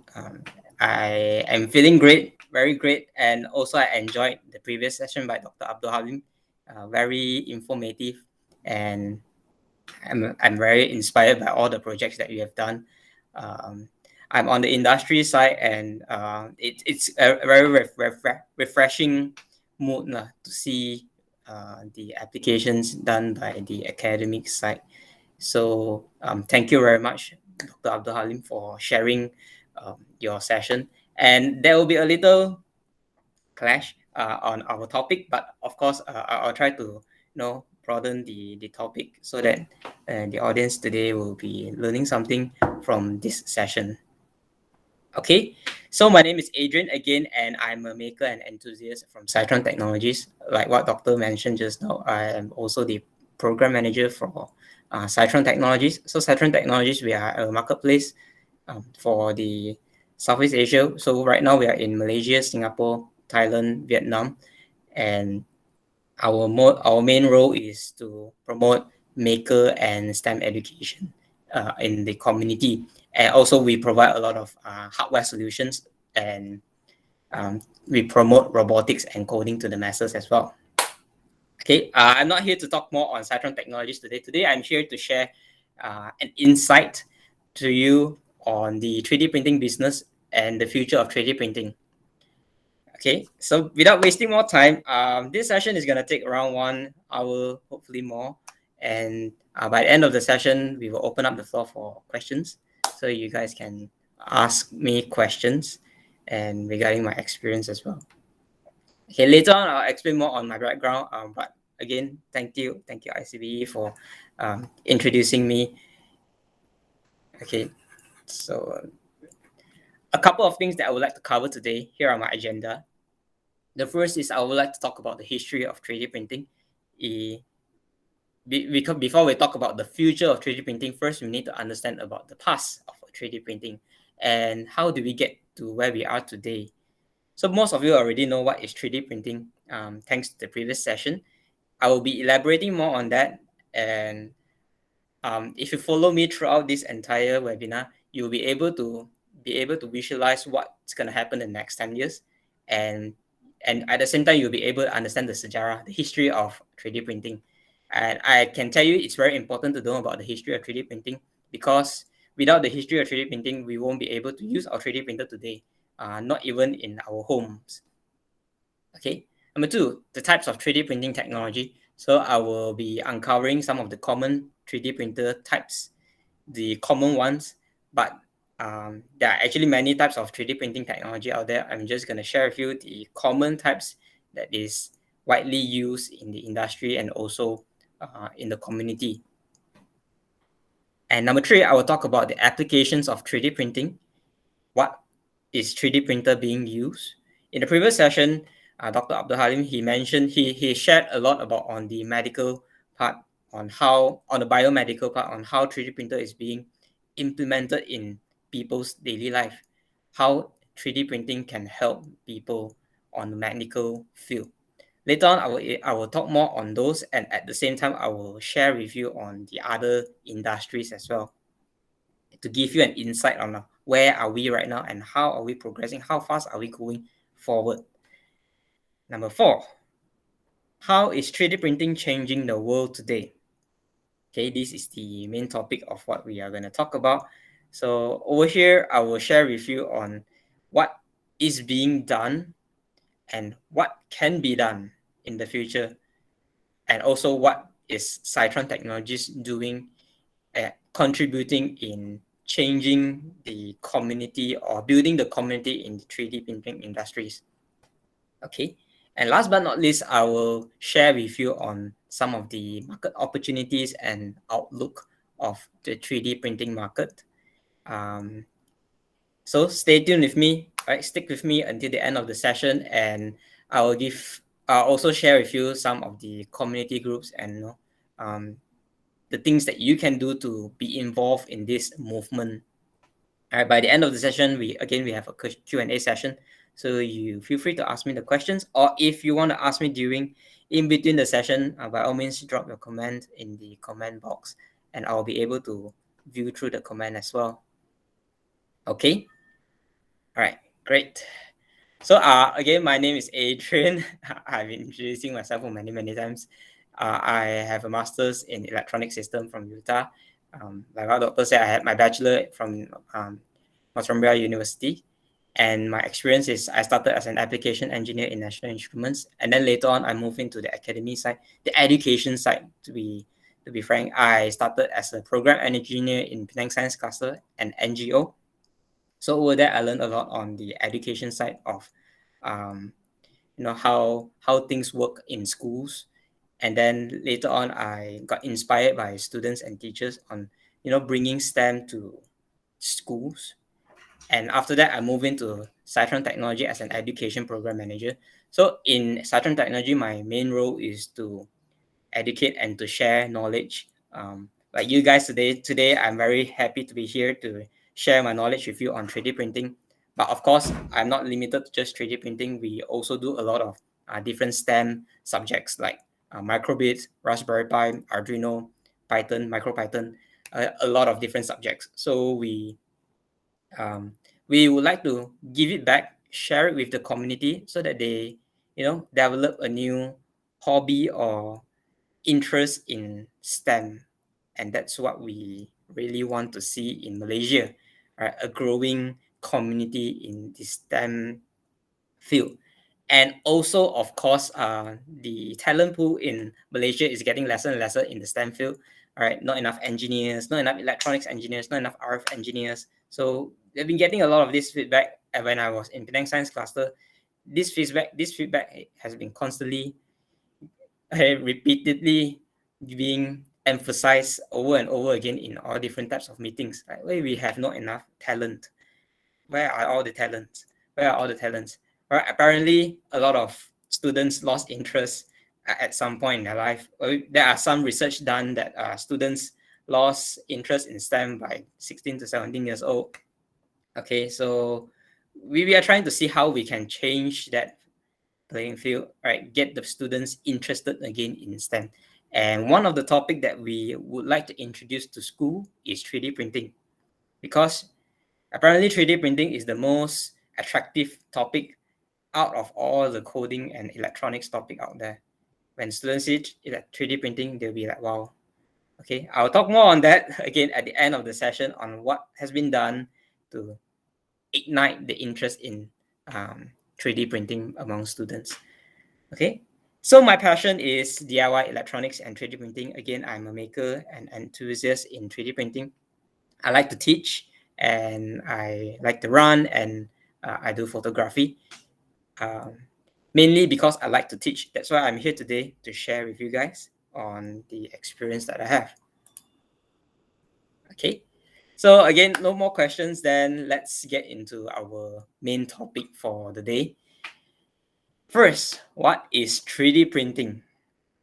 Okay, if you are new to 3D printing, you will quickly have an idea of what is a 3D printer. All right, a 3D printer prints a 3D object. But how do you get into the 3D object? Of course, you have a machine to help you print the 3D object. But how do you get the machine to obey your command? So a 3D printing requires a digital 3D model that you yourself have to model it, design it, so that the machine is able to print it out for you. The printer don't magically print something that you want out of nowhere. Someone's have to design those 3D digital model. Okay. 3D printing is also widely known as additive manufacturing. It means that you are depositing layers on layers of materials on top of each other to create a 3D object. Okay, so sometimes mostly people will call it 3D printing, but on technical terms, some people call it additive manufacturing. Okay, so these are just one of the sample of a very, very short sample of how digital 3D model move into 3D printing, into multiple parts of a 3D object, and then into a product. Imagine a car. Car have few tens of thousands of components, and then let's say you can 3D print a car. I'm just giving you random ideas, but let's say you can 3D print a car. You don't just 3D print a car. You 3D print thousands and thousands of parts, put them together, you got a car. Okay? I'm telling you this because it's not impossible to print a car. It is possible in the next 20 years. And today, cars are being printed, but not the entire car, parts of the car. Okay. So here are the 3D printing process. How do you start, and then how do you end? How do you get that beautiful part of the 3D printer? I have an object here. How do you get a 3D figurine? How do you make beautiful prints? Right, there are proper procedures to follow. And the first step is you need to get a printer or construct your own 3D printer. Second, you need to download a 3D model. In this case, you download a model, existing model, or you draw it yourself.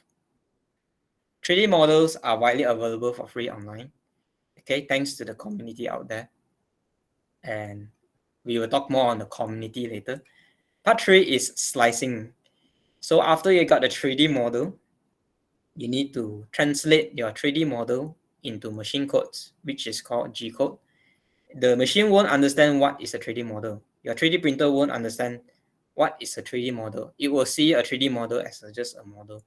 It won't understand where to go or what to do. So you need another software called a slicer, a slicing software. In this case, I put it here as Cura. So this software is going to slice your 3D print into many layers, and every layers have a specific coordinate for the 3D printer to move.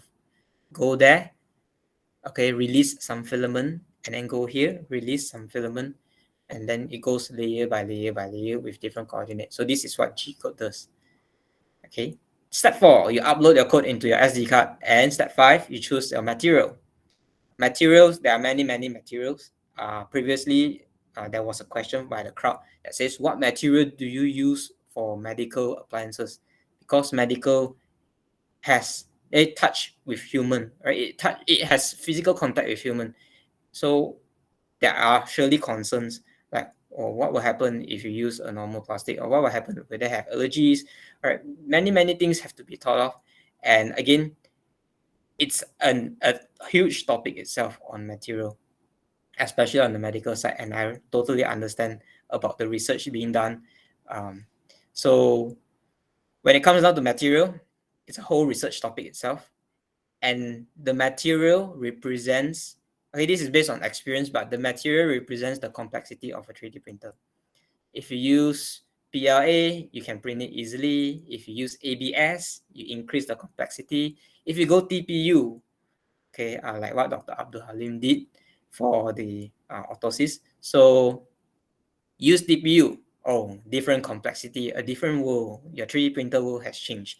You can print a different material, but your experience have to follow it, the complexity increase. And number 6, preparation. So you put your filament you feed your filament into your printer and get your printer ready. And then 7th step. The 7th step is the simplest step. Your printer is going to work for you. Click print and it start printing. And the last step is post-processing. So you send your parts, you polish your parts, you make it look nice and commercializable or usable. It becomes an actual product. Okay, so these are the 8 simple steps being done by every single 3D printer users. This is reference to the FDM 3D printer, but again, there's no difference with other printer. Depending on how you upload the code. So in this case, I use an SD card. Some devices it use Wi-Fi cloud-based, so you can just upload the code into the machine. But again, G-code is being used in all 3D printers because you need the machine to follow your command to different coordinates. Okay, I hope you get an idea of the entire process here. But if you have questions, ask me later or ask me now, or you can join our group community later and ask me there. I will be there as well. Moving on, I'm going to talk a bit on history. I hope you don't fall asleep. It's a mini history lesson about 3D printing. Okay, it's interesting. It's not boring, and hopefully I made it not sound boring.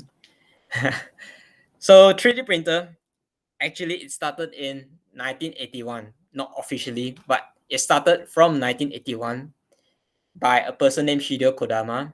All right, he's Japanese, and he's the first person to file a patent for a technology called rapid prototyping. Okay, there is no word known as 3D printer back then. No one knows what is 3D printer yet. So Hideo Kodama, he came out with a resin solidification method, right, where you beam laser on resin and it solidifies. It's basically SLA, stereolithography 3D printer. But back then, the name wasn't out yet. So he filed the patent, but unfortunately, the patent didn't get through. All right, and then it expired. The application period expired after a year. And all right, the technology is already there. So later on, Charles Howell, he continued on the project, but not from Hideo Kodama. He started the project as well, and then he managed to patent the project, the stereolithography apparatus, SLA. So SLA is being widely used today, and SLA is a printer that uses laser. Later I'll show you some photos. So Charles Howell, he patented stereolithography in 1984. And by 1986, he started his company called 3D Systems today. If you Google 3D Systems, they are one of the world leading 3D printing company out there today for the industrial side. Okay, they are there, started in 1986 until today. And later on, 1988, then only the world's first SLA product is being released. You see the period, 1984, patented, 1988, a new product comes alive, the first SLA printer from 3D System. On the same year, where the first SLA is being commercialized among the industry, DTM another company patented a new technique for 3D printing known as selective laser sintering, SLS. SLS 3D printing is a widely used 3D printing technology today in the industry, building cars, creating more robust parts. So far we have learned that there are two patented 3D printer technology out there. First, SLA, stereolithography, and number two, SLS. But the printer that you have seen today, or you have seen it in school, is actually not these two printer. It's the third patented printer known as the Fused Deposition Modeling, FDM printer. So FDM printer is patented last, the third printer, the third technology to be patented in 1992 by Stratasys. Okay, in 1992, again 4 years later, SLS produced their first commercialized product to the market, and then only FDM gets patented 1992. Okay, so 1992 is a very critical moment for the community. Why I say that? Follow me until 2009. Okay, in 1999, world's first 3D printed organ was implanted in humans. So 3D printer, when 3D printer was being invented, everyone sees the opportunity in the medical field. The research was widely being done on the medical field. And in a very short time, by 1999, the first organ was being implanted. Okay, the first organ was actually a bladder. It is actually just the graft. So it's not the entire organ. But then again, it was a breakthrough in such an early time. And then until today, the bladder is the most widely used 3D printed organ out there. Other organ too complex, so it's still under research. But again, it started very early, and the research has been heavily done on these 3D printed organs. Okay, bioprint. In 2005 to 2008, the community started, right? People starts to get attracted to the 3D printing because they see the opportunity in 3D printing. So one of the first company is called RedWrap. They started an open source initiative where they have a vision, they have an idea where printers are supposed to print more printers. It prints their own part. So if you think back like 10 years ago, you have probably heard, this is the first time I hear about 3D printer. And then you will be thinking, why not I use my 3D printer to print more 3D printer, to print more 3D printer? Oh, I will get so rich, right? That is actually a thing back then. That is how RedWrap promotes their 3D printer back then, where they design parts, teach you how to build your 3D printer. That's why it's called open source. And then you print your own parts, you upgrade your own printer, and then you print more printers. You just need some metal frame, but then you print the plastic parts. So that happened during 2005. It's already 16 years ago. And with that, the open source database started growing from there. By 2009, FDM printing process patent expired. Okay, this is where the movement starts. Once a patent expired, it opens up the public domain access. The public have access to the technology now. So everyone wants to learn about FDM printer. And because of that, the price of FDM 3D printers dropped drastically. Not immediately, but it dropped a lot. Okay, fast forward from 2011 to today, there are a lot of different applications, inventions created by not just the industries, but also the community. Okay, why I say that? Industries, of course, they do heavy duty stuff. They create aircraft, they create housing, they create car parts. But then the community also build their own applications as well. Cosplays, right, prosthetic arms. It doesn't have to be on the industry side. It can be on academy side, like what's the Dr. presented earlier on the medical side. So all of this became possible because FDM printer patent expired and the price dropped a lot. So this is one quote by Dana Goldberg from Autodesk. So she said, 3D printing 40 years still look brand new. And I agree with that. I totally agree with that because we wouldn't know it's 40 years ago. It feels like 5 years ago, maybe, when you finally see a 3D printer and you still, wow, you still get shocked or get impressed by a 3D printer. And there's so many people haven't seen a 3D printer yet. But in reality, it's already there so many years ago.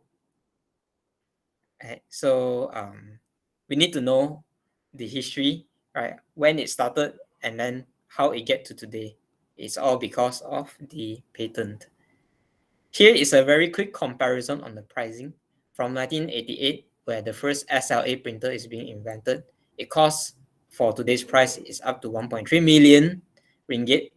I put it in ringgit so that you can, understand how significant the price is.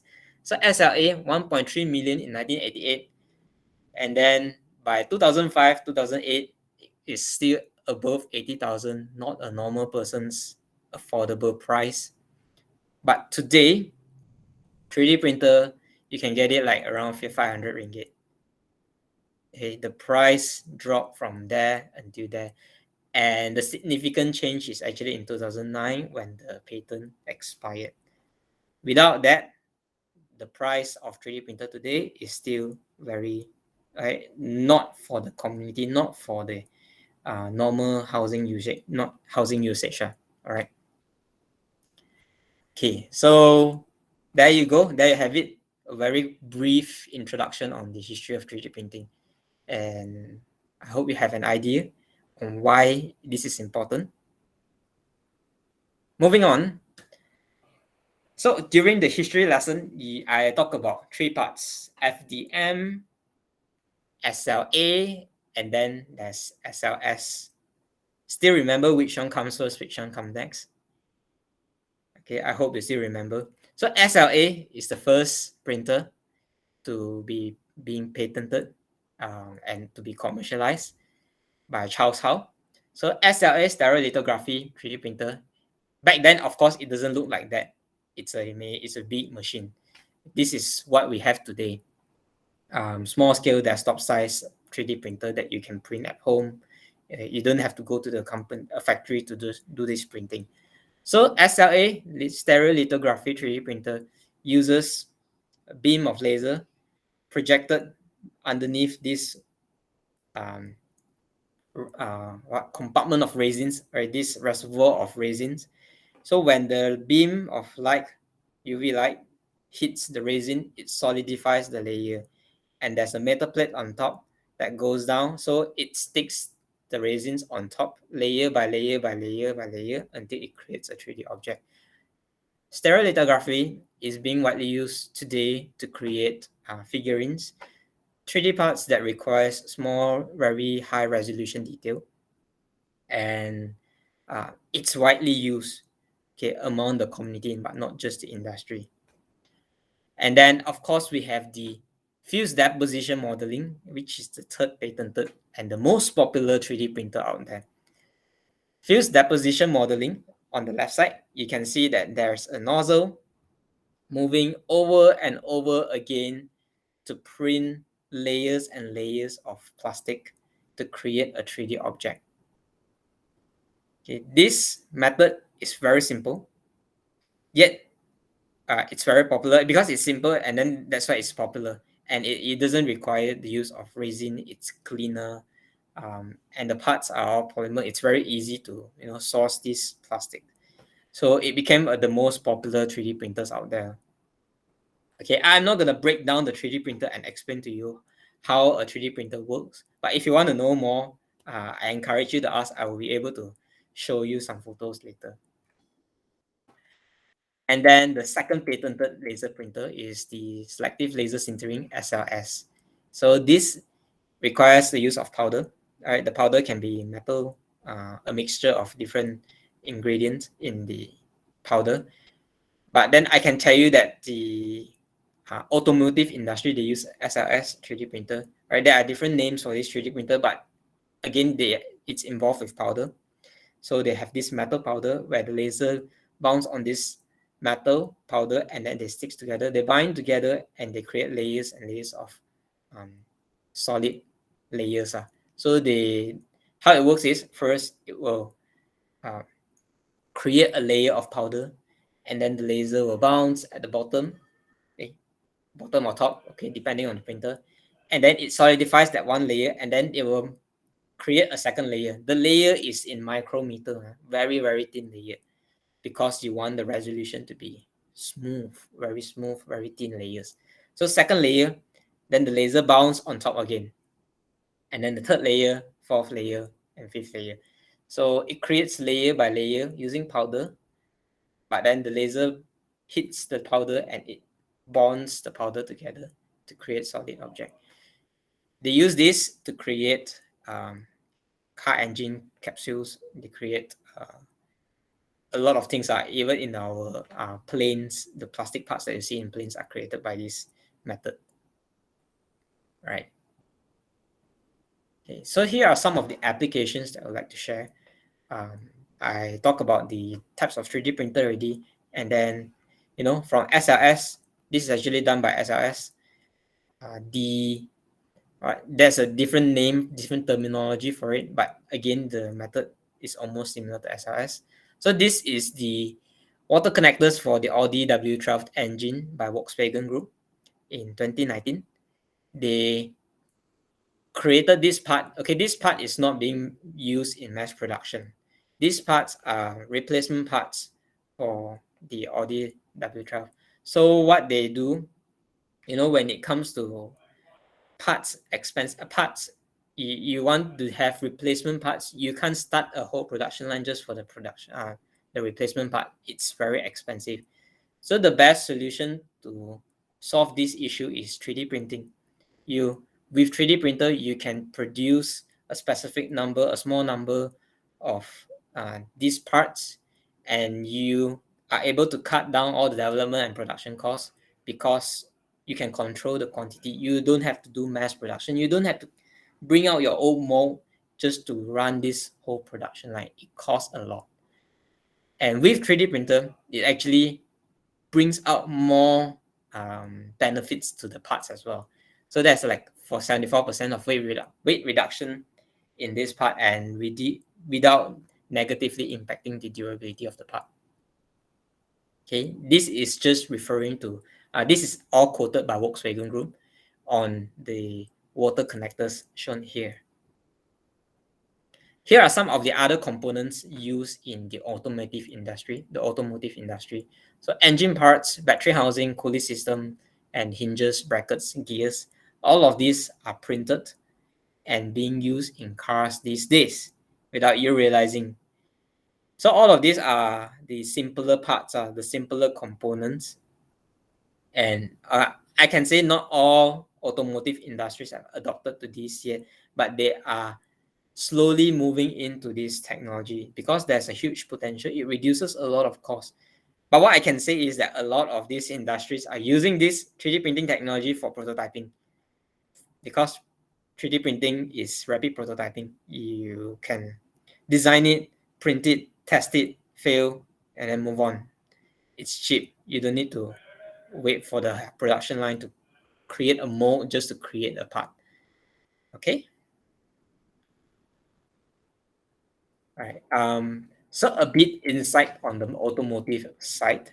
The parts created here are just what we see today. But it is predicted that in the next 10 years, the automotive industry will be able to mass produce parts like this for every single car. I can't tell you that we can 3D print cars yet, like the entire cars, but that was part of the Volkswagen Group vision, that they wish to see cars being fully 3D printed by in 20 years. Okay, one of the market driver for automotive industry is actually electric vehicles. With the growth of electric vehicles, there are more demand on the research and development in the automotive 3D printing, automotive additive manufacturing. They call it AAM, automotive additive manufacturing. So a lot of R&D is being pumped in there to hopefully be able to, get aligned with the EV trend, the electric vehicle trend.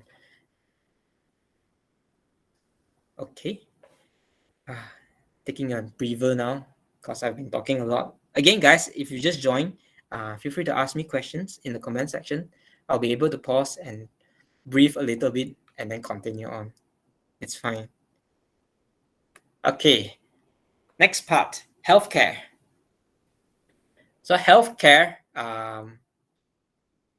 like what the previous presenter have presented, it has a lot of potential in R&D, in helping people in many things, because 3D printer, because when it comes to biology, when it comes to our own anatomy, every single person have a different bioprint. We have different structures, we have different arm size, we have different jaw size, we have every different parts of us are different and unique, and to create unique stuff is not cheap, but with the help of 3D printer you can do that easily with a scanner, and then with a 3D printer you can print a very customized orthosis for your arm, or even a prosthetic legs. You can customize all these things with a 3D printer, and it can be done easily. So this is just the recent news that I would like to share. In September 2021, this is like 3 months ago, the Health Canada approved their first Canadian 3D printed medical implant. So bear in mind that Canada is a very developed country, but then they just recently approved their first 3D printed medical implant, right, which is this picture that you see right now. It's called the specific 3D mandibular plate. Mandibular means part of the jaw. So sometimes in surgical operation, they, let's say you have oral cancer, your mouth have cancer, somewhere in your mouth have cancer, and then there's no way to operate or remove the tumor or remove the cancer. So the surgeons have to remove the entire jaw just to remove the cancer. And once they do that, they can't put the jaw back in. So it needs to be replaced with something else. And this is called the mandibular plate. Right. This is being approved and being implanted recently, right? Thanks to the, it's actually all the research is done by a company called, I can't really remember, Lara 3D. Yeah, Lara 3D here. So they have been doing this research for many years, and finally their parts is being approved and implemented in human jaw. Okay. One of the quote is that the implant can be 3D printed according to the anatomy. This is what I mentioned earlier. Depending on your jaw size, you can 3D scan, you can use X-ray to come out with the size, and then you can design it to each individual anatomy. With this, it will help to improve the surgical success rate. Wrong size means more issues, and then it increases the efficiency on recovery times for surgery. Okay, so this is just the glimpse of possibility out there. A glimpse, it's just a glimpse. There is a lot of potential in this. By the way, this is actually titanium 23, the parts. So you can print titanium for medical use. And again, the Health Canada official, they approve. It's so difficult to get approval because of the material. And you want to make sure that this surgical part is compatible with the human for long term and not short term. If it fails, the person dies. So it's very critical when it comes to healthcare 3D printed parts. And of course, there is prosthetics. Prosthetics, I don't mean by just limbs, arms, and legs. Prosthetic includes eye. And Steve Reze, okay, I show you his photo, but then you can't really tell one of his eyes is actually prosthetic printed eye. Okay, this was done last month, very recent news. Again, I pull out all the most recent 3D printing news because it's amazing, right? You can see what 3D printer is doing to people's life. So 3D printed prosthetic eye is more realistic looking than traditional acrylic ones. Back then, of course, we already have acrylic 3D printed. You can print 3D printed acrylic eyes. You just pop it in, and then it doesn't feel as realistic as a more 3D printed kind of.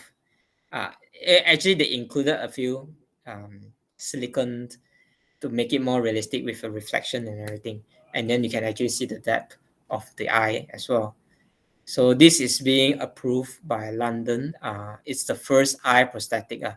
I don't want to talk about limbs because limbs and other parts, it's done already. It's being done, and then it's being, heavily invested in a lot of countries, and we want to see what are the potentials out there. What are the other things that 3D printer can do?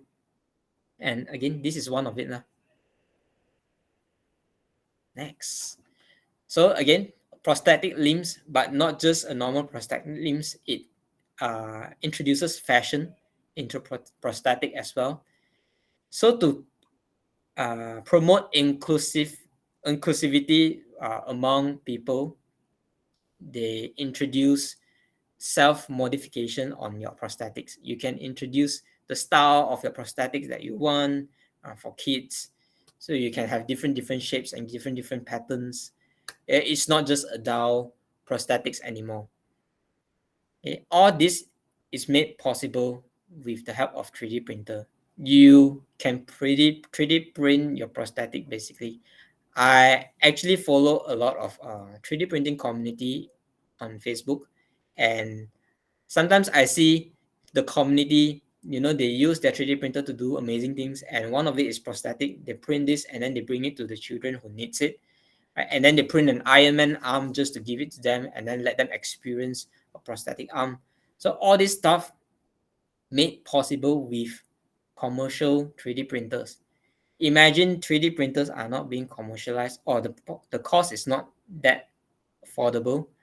All this is very impossible, right? The innovation is not there, not as fast. Okay.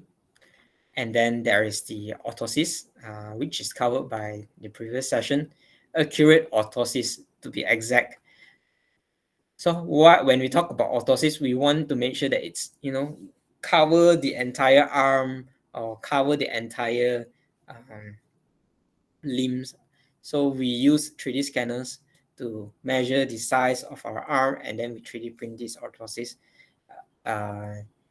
In previous session, Dr. Abdul Halim, he did mention that, right, in the traditional way of doing orthosis is that you need to put the plaster, you need to cover the whole arm. I actually have that experience for my leg before. The process was tedious, it was long. You need to cover it with plaster, and then when you remove it, you need to use that blade, like what was being shown. They use the blade and then they cut it off. It's not a very friendly process. It's a very long and tedious process, and it may be dangerous too. So having this invention, orthosis, it really helps in the field of healthcare. Okay. And yeah, the third thing of healthcare application is bioprinting. So this photo was being used by the previous session as well. But again, I would like to talk more about it. This is the first heart that was created by Tel Aviv University in 2019, 2 years ago. This is the first heart. Why is this heart so different? It's because it consists of blood vessels, vein, and of course the tissue is created by cells. So they use fat from a human, the fatty cells from the human, and then they created this. It represents an actual heart, but the size of this heart is the size of a rat's heart, a rabbit's heart. So not usable yet, but again, it's a breakthrough for 3D printing on a medical field. And this was done 2019. They they're expecting in 10 years time you'll be able to see better results, right? More actual application for bioprinting of heart. Okay. Other applications on the educational field are, number one, CAD, computer aided design. Without CAD design, there won't be 3D printing. So CAD design naturally becomes a good tool for students to learn about 3D printing and 3D modeling. It allows students to visualize, create, and optimize, and even print out to realize their object. And CAD software is right now, I'm pretty sure every university engineering field have students will be able to experience creating their own model, 3D model. Later on, I'm going to share with you what it's my experience like to bring all this to the primary schools and secondary schools, and then know how are the responses from these students in every single part of this educational impact. Number two, learning materials, tactile models for teaching purposes. Okay, this is just one example. You can print a heart and you can explain to the students more effectively. And you can print many, many things to show your students, right? Not limited to just medical, but also sejarah, history, geography. You can print it out and let students visualize. 3D printer enables visual learners to be able to absorb easier when you have physical objects. If you remove the 3D printer, you have slides, you have projectors, you can show videos. But with the physical hands-on experience, you can actually introduce them another dimension of experience, like the physical touch experience by learning things. And we highly emphasize that in classrooms when you teach students. Number three, support the blind. Braille learning tools for visually impaired students. So one of the good thing about 3D printer is that you can print out Braille, not just Rubik's Cube, but you can print out books, you can print out any Braille objects for the visually impaired students or patients. Back then, you have to do different process to create Braille, but these days, you can just print it out easily with a 3D printer. You just design the parts and then you just print it out. And then there is art. So art is a huge industry in the 3D printing community, because art is the first thing that gets people excited. When you see art, you see Iron Man, you get inspired, you want to give it a try, you want to 3D print something like this. So art is the main reason a lot of people started 3D printing in the community. I'm just going to be frank. All I see in the community is art, figurines, and architecture, and even decorative. It pushes people to build stuff and use it in their homes. So one of the stuff on the left side is called decorative. It's a little fin. You can print little fins using 3D printers. All this is done in using FDM 3D printers. So FDM printers, you can print many parts. You're not limited to your imagination.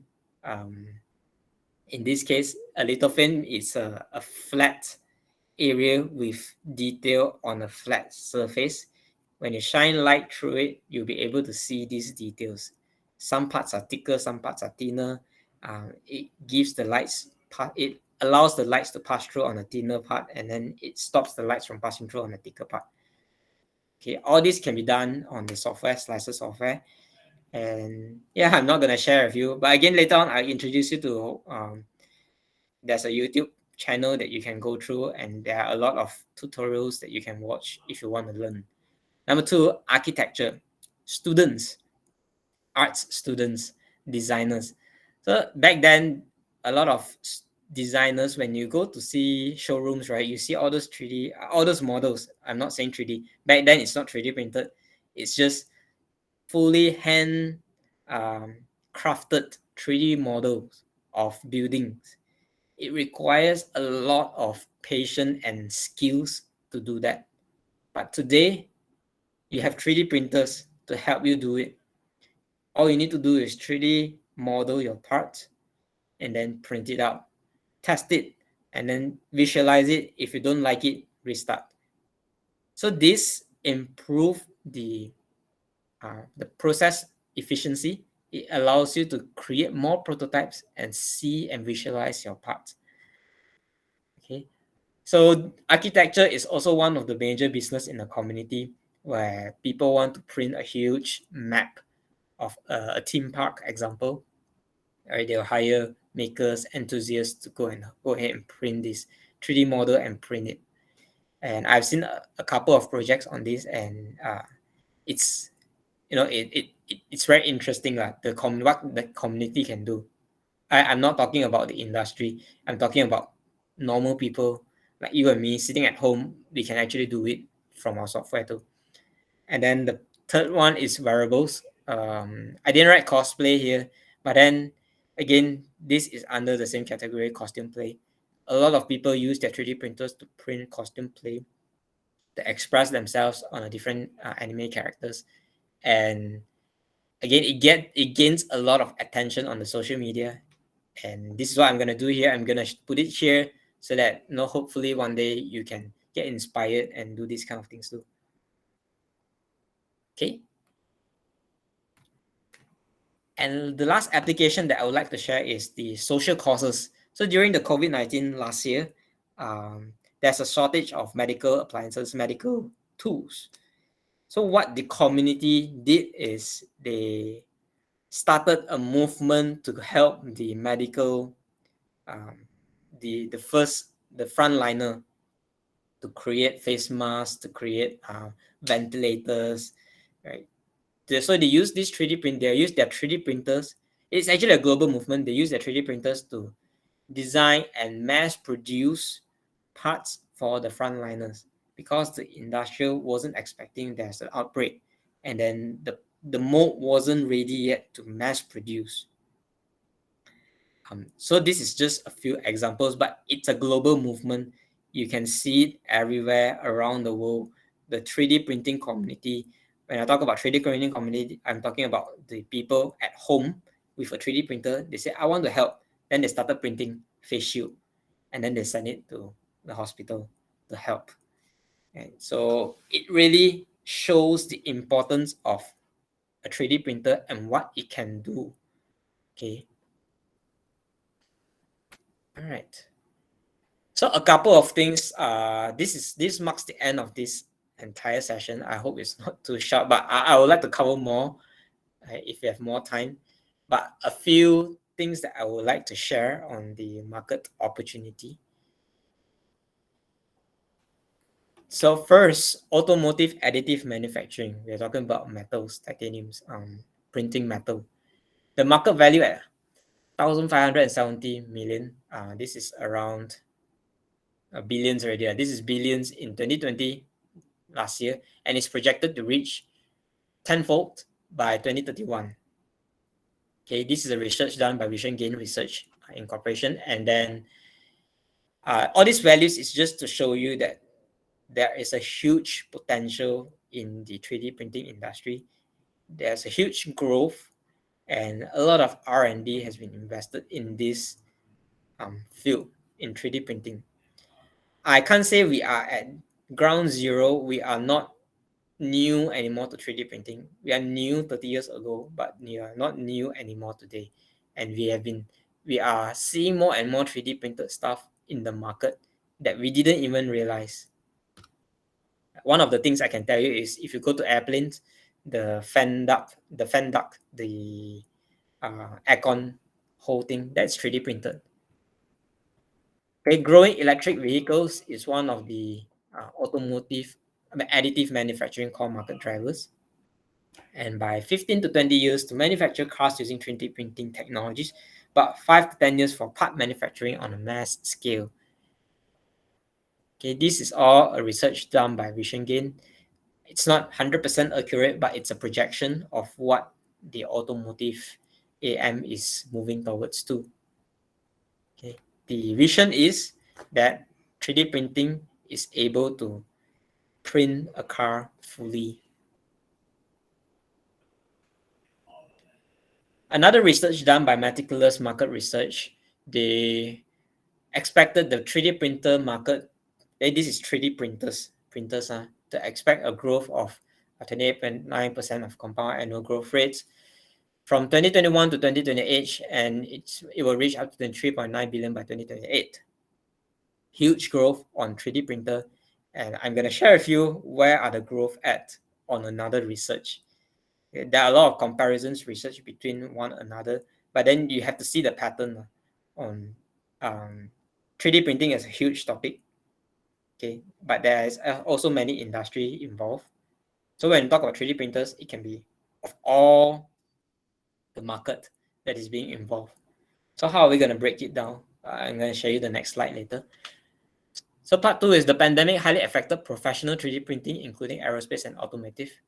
Naturally, because plane stops, lesser people drive on the road, lesser car produce, lesser planes produce.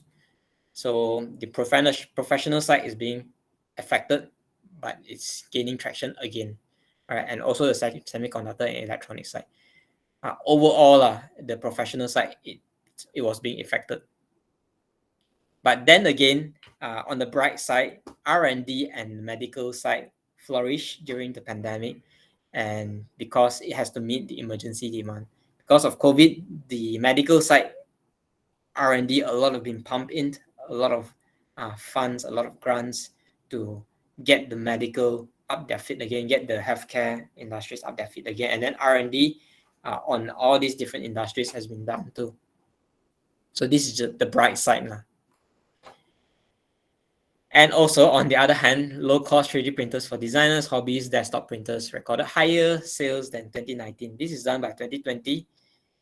And from my industry's experience, from Sintering Technologies, we can tell you that 3D printer is definitely growing among the hobbies, the desktop printers. It's definitely growing naturally since 2019, 2020, and 2021. Because of the pandemic, a lot of people are at home. So given the opportunity to start a new hobby, 3D printer is one of the major option for among engineers and students. All right. So breaking down, just now we talked about the growth on the 3D printers and the growth of the automotive industry. Now we look at the growth of different materials used in the industry, which is the most highly utilized materials out there. And I can tell you, it's actually thermoplastic filament desktop. Right, this is the major exported materials, and this is due to the low cost of FDM 3D printers out there today. So many, the printers, the cost has gone up down to 500 to 600 ringgit, and a lot of community started printing themselves at home. So naturally, the demand increased on the thermoplastic filament for desktop usage. So again, the increase of the 3D printer market majorly increased on the desktop or the community side. Of course, other stuff or the industries, they will still increase, but the major increase is on the community. Right, next part that I'm going to share with you, done with the market outlook. Next part I'm going to talk about is how we can contribute to the society with the knowledge that we have with 3D printing. One of it is what Sintering is actually doing. Number one, we introduce 3D printing and 3D modeling to primary and secondary schools in Malaysia. Why we choose primary and secondary schools? So in the recent years, 4 years ago, RBT subjects, Reka Bentuk dan Technology, is being introduced to students, primary and secondary school students. One of the topic that is covered, one of the syllabus that is covered is actually 3D modeling or 3D. So it's very difficult for people to visualize what is 3D until you experience it. Some people prefer 2D, but once they experience 3D, the mind changes, and you will be able to see things differently. You'll be able to draw 3D models in 3D modeling software. So we are giving the opportunity to students to experience this. And later on, I'll show you one software that we use to gain excitement among students. One of the focus is to develop more talent in the field of STEAM, because we need more talent pool in STEAM subjects are in the field of STEAM, and 3D printing is one of the core reason to get students excited in pursuing STEAM subjects. Tinkercad 3D designs, code blocks, and SketchUp is being used, and also Fusion 360 is being used to introduce students to coding and also 3D modeling. And FDM printers are widely focused on introducing 3D printing to students. Not SLA, not SLS, but FDM printer, because it can be handled easily. Right? It's not very complicated, and it's not very dangerous for students to try. Number two, establishing a firm 3D printing community. This is what Citron Technologies is doing. We are trying to build a community. At the same time, I believe Dr. Abdul Halim have also mentioned that we have a lot of community in Facebook as well. We have the Facebook Malaysia 3D printing. Over there are a lot of members. I think few tens of thousands of members in there to help support beginners in learning 3D printing. So this is what we are doing here, but in Telegram group. So in Telegram group, what we do differently is we encourage people to ask questions, to have more face-to-face interaction or more one-to-one interaction with people, instead of commenting and giving advice. This is more on, I follow you until you get your problem solved, until you feel confident in exploring yourself. So if you are interested, you can join us in our Telegram group. This is the link here. It's called Trust Me, you can 3D print. It's to promote and build confidence among our community. 3D printing community in Malaysia is still very, very new. Started 5-6 years ago, but it's still very fresh, very new. And it started off with the adults, but now we are moving slowly to the students' side. Providing the best and affordable 3D printing options to school and hobbies. So Citron Technologies, we are the main distributor of Creality 3D printers. So we try our best to find the most affordable 3D printers and easiest to use 3D printer for schools and hobbies, for beginners in general, because we don't want to introduce something complicated and expensive to someone who have no experience in 3D printing. And the whole idea of all this stuff is to boost their confidence in 3D printing. Without that boost, without that assurance, people would not want to start 3D printing at all. And of course, the 3D printer is widely, globally supported by the community. If you go to Facebook, simply search the 3D printer name, you'll be able to see how that 3D printer is supported by the community. I can tell you, like Creality Ender 3 3D printer, they sold more than 100,000 3D printers in a year last year, and they have more than over 100,000 members, community members, supporting the open source network of that 3D printer alone.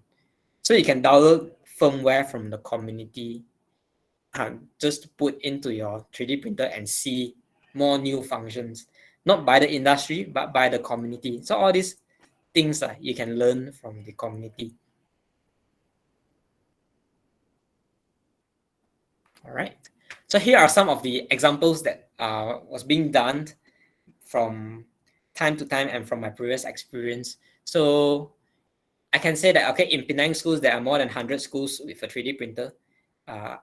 I'm very sure there are more than 100 schools with a 3D printer. The students build their own 3D printer. I'm serious, the students set up their own 3D printer with minimal guidance, just a book, just a an instruction manual like IKEA furniture. So they build up, they learn how to operate the 3D printers, and then they learn how to use those 3D printers to build stuff, to build their projects. 3D printer is just one of it. Okay. And we also introduce them in other subjects as well, coding, Arduino, Raspberry Pi, 3D modeling, so that they can fully utilize these skills to build projects. But unfortunately, during the pandemic, schools don't allow curriculum activities to move on. So the setup continues, and I can say a lot of schools have 3D printers but underutilized. So in the coming years, we will be seeing more students getting involved in 3D printer activities, building projects, coming up with new creations, all right, in the coming years. And hopefully, when the school opens and allow curricular activity to be resumed again. Yeah. So yeah, this is what is being done by the community. So a couple of things that, let's say, you would like to learn or you want to be involved in this movement. This movement is called the Maker Movement, and Maker Movement, part of it has 3D printing in it. Number one, you have to ask yourself these 4 questions. Number one, is it difficult to learn 3D printing? You have to ask yourself, and then you have to find answer for yourself. Everyone can tell you 3D printing is easy or not easy, depending on their experience. I can tell you, no, it's not difficult. All right. But then you have to measure that difficulty yourself by going through YouTube videos and understanding it on a fundamental level to see whether you are interested in it or not. Number 2, how long does it take for you to learn 3D printing? It's not an overnight thing, so it takes time. It's a long-term process. When you got a 3D printer, you learn with the 3D printer over time. You don't just learn it by hitting a button and expect it to print. You will face 10 problems, 50 problems, 100 problems over the year. I've been printing for 6 years now, and today I still face problems. So it's a lifelong learning thing, but again, it's a satisfying process. Number 3, which 3D printer do you recommend? I would recommend the cheapest, most affordable 3D printer you can find, but of course, supported by the community.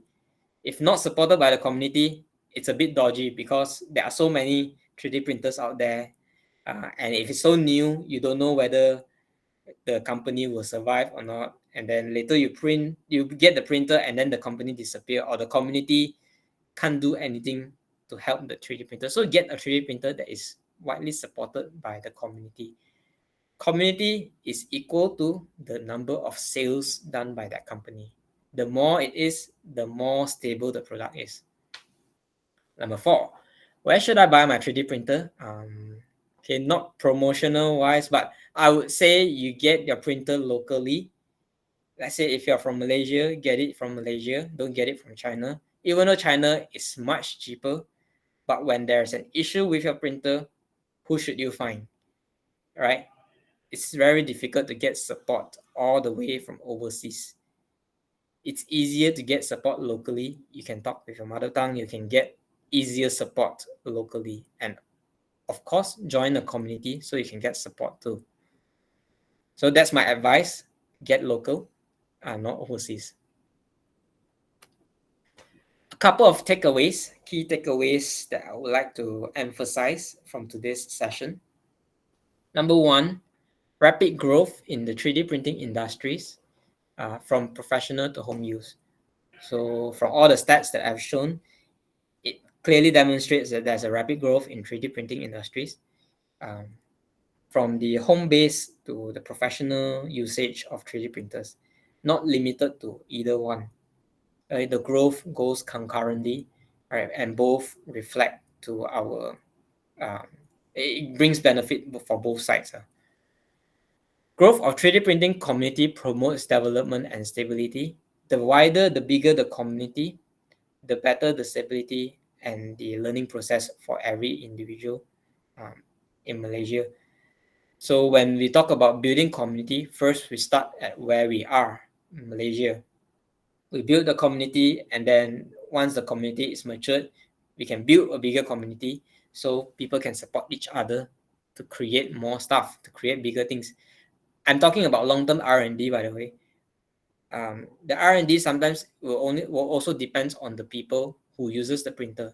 If there's not enough people to learn about the printer, there won't be enough feedback for the industry to gain more insight on the printer. So it's a two-way thing.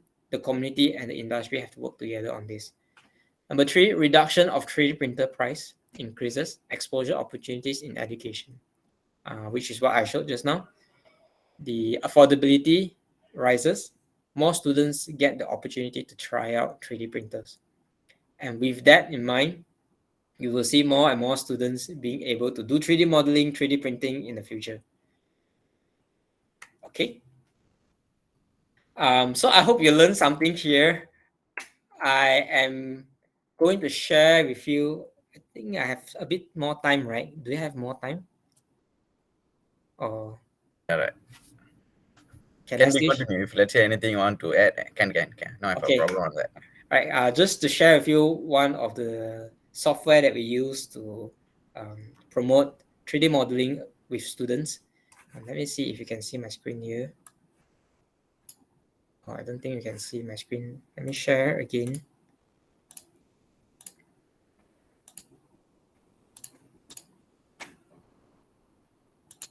Okay, so Tinkercad by Autodesk.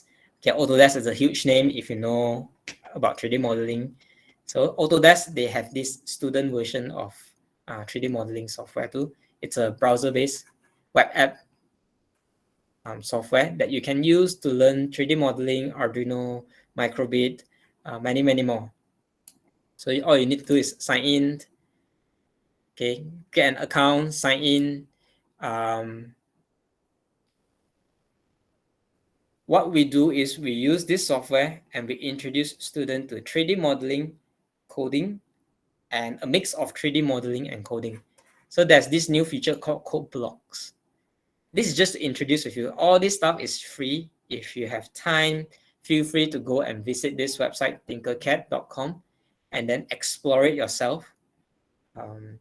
You don't need to have knowledge in 3D modeling or 3D printing. Again, 3D printing is not for just mechanical engineers or any engineers.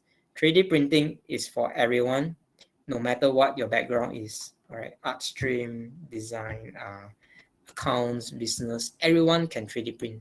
Don't limit yourself by the knowledge that you have. Okay, and then you can create a new block, or over here, I'm just gonna go ahead. Okay, I'll go ahead and create a new block. In this web application, you are allowed to go through quick start guide. The quick start guide means that it will go through tutorials to teach you. All these activities are also tutorials to teach you on how to use this software. But I'm going to show you one simple example, a Lego brick. So you can draw a Lego brick using code. This software is called code blocks because you code your blocks. You program individual line to create the model that you want, 3D model that you want. Over here, this is just an example. It's being coded already. So this is the next level for students to learn about 3D modeling. First, they learn coding, then they learn 3D modeling, and then you mix them together and see what they can do. So all these are just the fundamental of coding, variables, object, and then selecting your shape. If I press play, you can see that my Lego is being formed. Okay, it's running the code line by line. While it does that, it's actually the steps taken to build this Lego brick. Okay, it's the step taken to build this Lego brick. So when you share your program with your friends, you will be able to share this, and then they'll be able to click play, and then they'll be able to change the speed to see, oh, this is how you build your Lego blocks. Okay, and with this file, you can actually export it to STL. STL is the format used for 3D printing. Used for slicer. So you export the STL, put it in a slicer, and you can 3D print your object that you program to create. Right? You're not just drawing it, you're programming it to create. Okay, so this marks the end of my sharing session. I hope you find this valuable. It is just a little insight. Feel free to go and try it. And yeah, thank you very much for sitting in throughout this session. I hope you learned something from today's session. Thank you. Okay, thank you, Mr. Adrian. So anyone have a questions?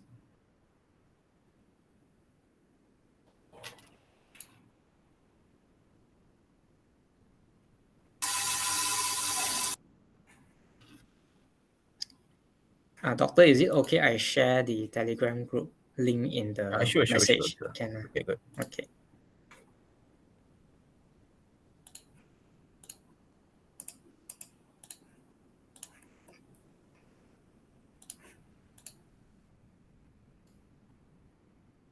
Okay, this Telegram group from the Mr. Adrian. So this purpose for this one is your personal or under the Citron technology? This is under Citron Technologies.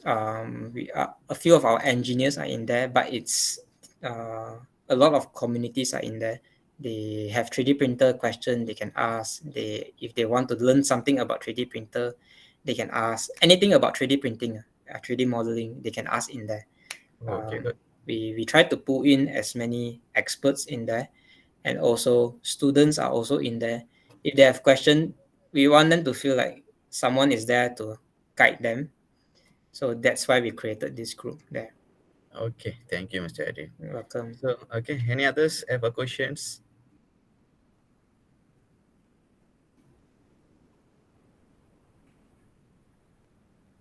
Oh, maybe okay. Let's say you have one. Yeah, I have one question. Okay, Hi. yes. Okay, as IT student from Balik Pulau, how can you suggest for us to adapt this 3D printing for our future? Polytechnic, Balik Pulau? IT student. IT student, okay. For IT student future. Okay, so for IT students, actually, I won't limit to the background, right? But if you're an IT student, it's actually an added advantage when it comes to coding. But for mechanical side, you may feel like intimidated because it's totally new, right? Something new. Don't feel that way. All you need to do is go ahead and start with a simple software like what I show you, Tinkercad. Go ahead and experience 3D modeling. Get the feeling first. Right? If you're comfortable with it, then you proceed with a more complex stuff. For 3D printer, I can't tell you where to start and what's the right step to start. The first best step to learn is to get an affordable 3D printer. But if you're in Balik Pulau, there's a Balik Pulau Makerspace. I know. There's a Balik Pulau Makerspace by MBBP. So you can always visit their space. It's an open public space. Go in there. They have two Ender 3 3D printer over there. Go in there, use their 3D printer, experience it yourself. If you love it, get it. If you don't love it, then okay, move on. Right? It's very straightforward process. Right? But some people, they are more adventurous. They want to try it. They buy a 3D printer, 600 ringgit, and then they try it. And then you learn and learn and learn from there. What I can advise is you have to be super, super patient on 3D printing because you will constantly face problems. It's a open source 3D printer, so there's bound to be problem. A 3D printer is not plug and play kind of thing. You need to constantly work with the printer and calibrate the printer until you get it right. But once you get all this done, you can print very nice stuff. Okay, so give it a try. Again, the community is over there to help you in the Telegram group. I will be there too. Any questions, you can ask us over there. Okay? Okay, all right. Thank you. Okay, if let's say the participant, okay, maybe for after our sections or after our webinar, so y'all can use our Telegram. So if you have a question, so y'all can be state there. So not only is Mr. Edwin will answer on that, so they have a lot of people. Maybe we can be say they have a lot of expert there. So maybe so one or two they are looking at the question, so they will answer based on your questions. Yes. Okay. If let's say the participant no have a question, so we coming to end. Okay, for today's webinar is a main scope is about the 3D printing. So and then first speaker is from the Dr. Abdul Alim from the UITM, and then second speaker is from the Citron Technology, Mr. Erin Teo. Okay, we have today's in the morning, we have a lot of information we receive okay, about the 3D printing. So, and then for Mr. Erin also is explaining about the milestone. Okay, it's a milestone about the 3D printing. So when is a 3D printing is a come out until what the processing for 2021 and then the future. And then one more is I'm quite shocked on the 3D cars. Okay, maybe who's know? Okay, who's know? Maybe it's after the 10 years or 15 years, or it's under the 3D printing cars. No have any manufacturing process, but everything is based on the 3D printings. Okay, good, Mr. Edwin. Thank you so much for your time to spend to us for ICBE International Conference Business Study and Educations. Thank you for having me. Okay, so now we take a photo with Mr. Edwin. So I need all the participants. Okay, please switch on your camera.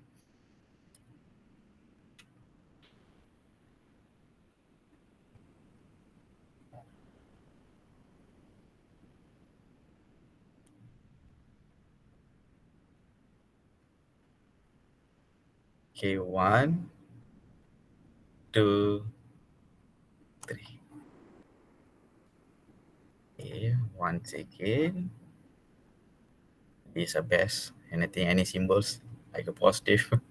Okay, 1,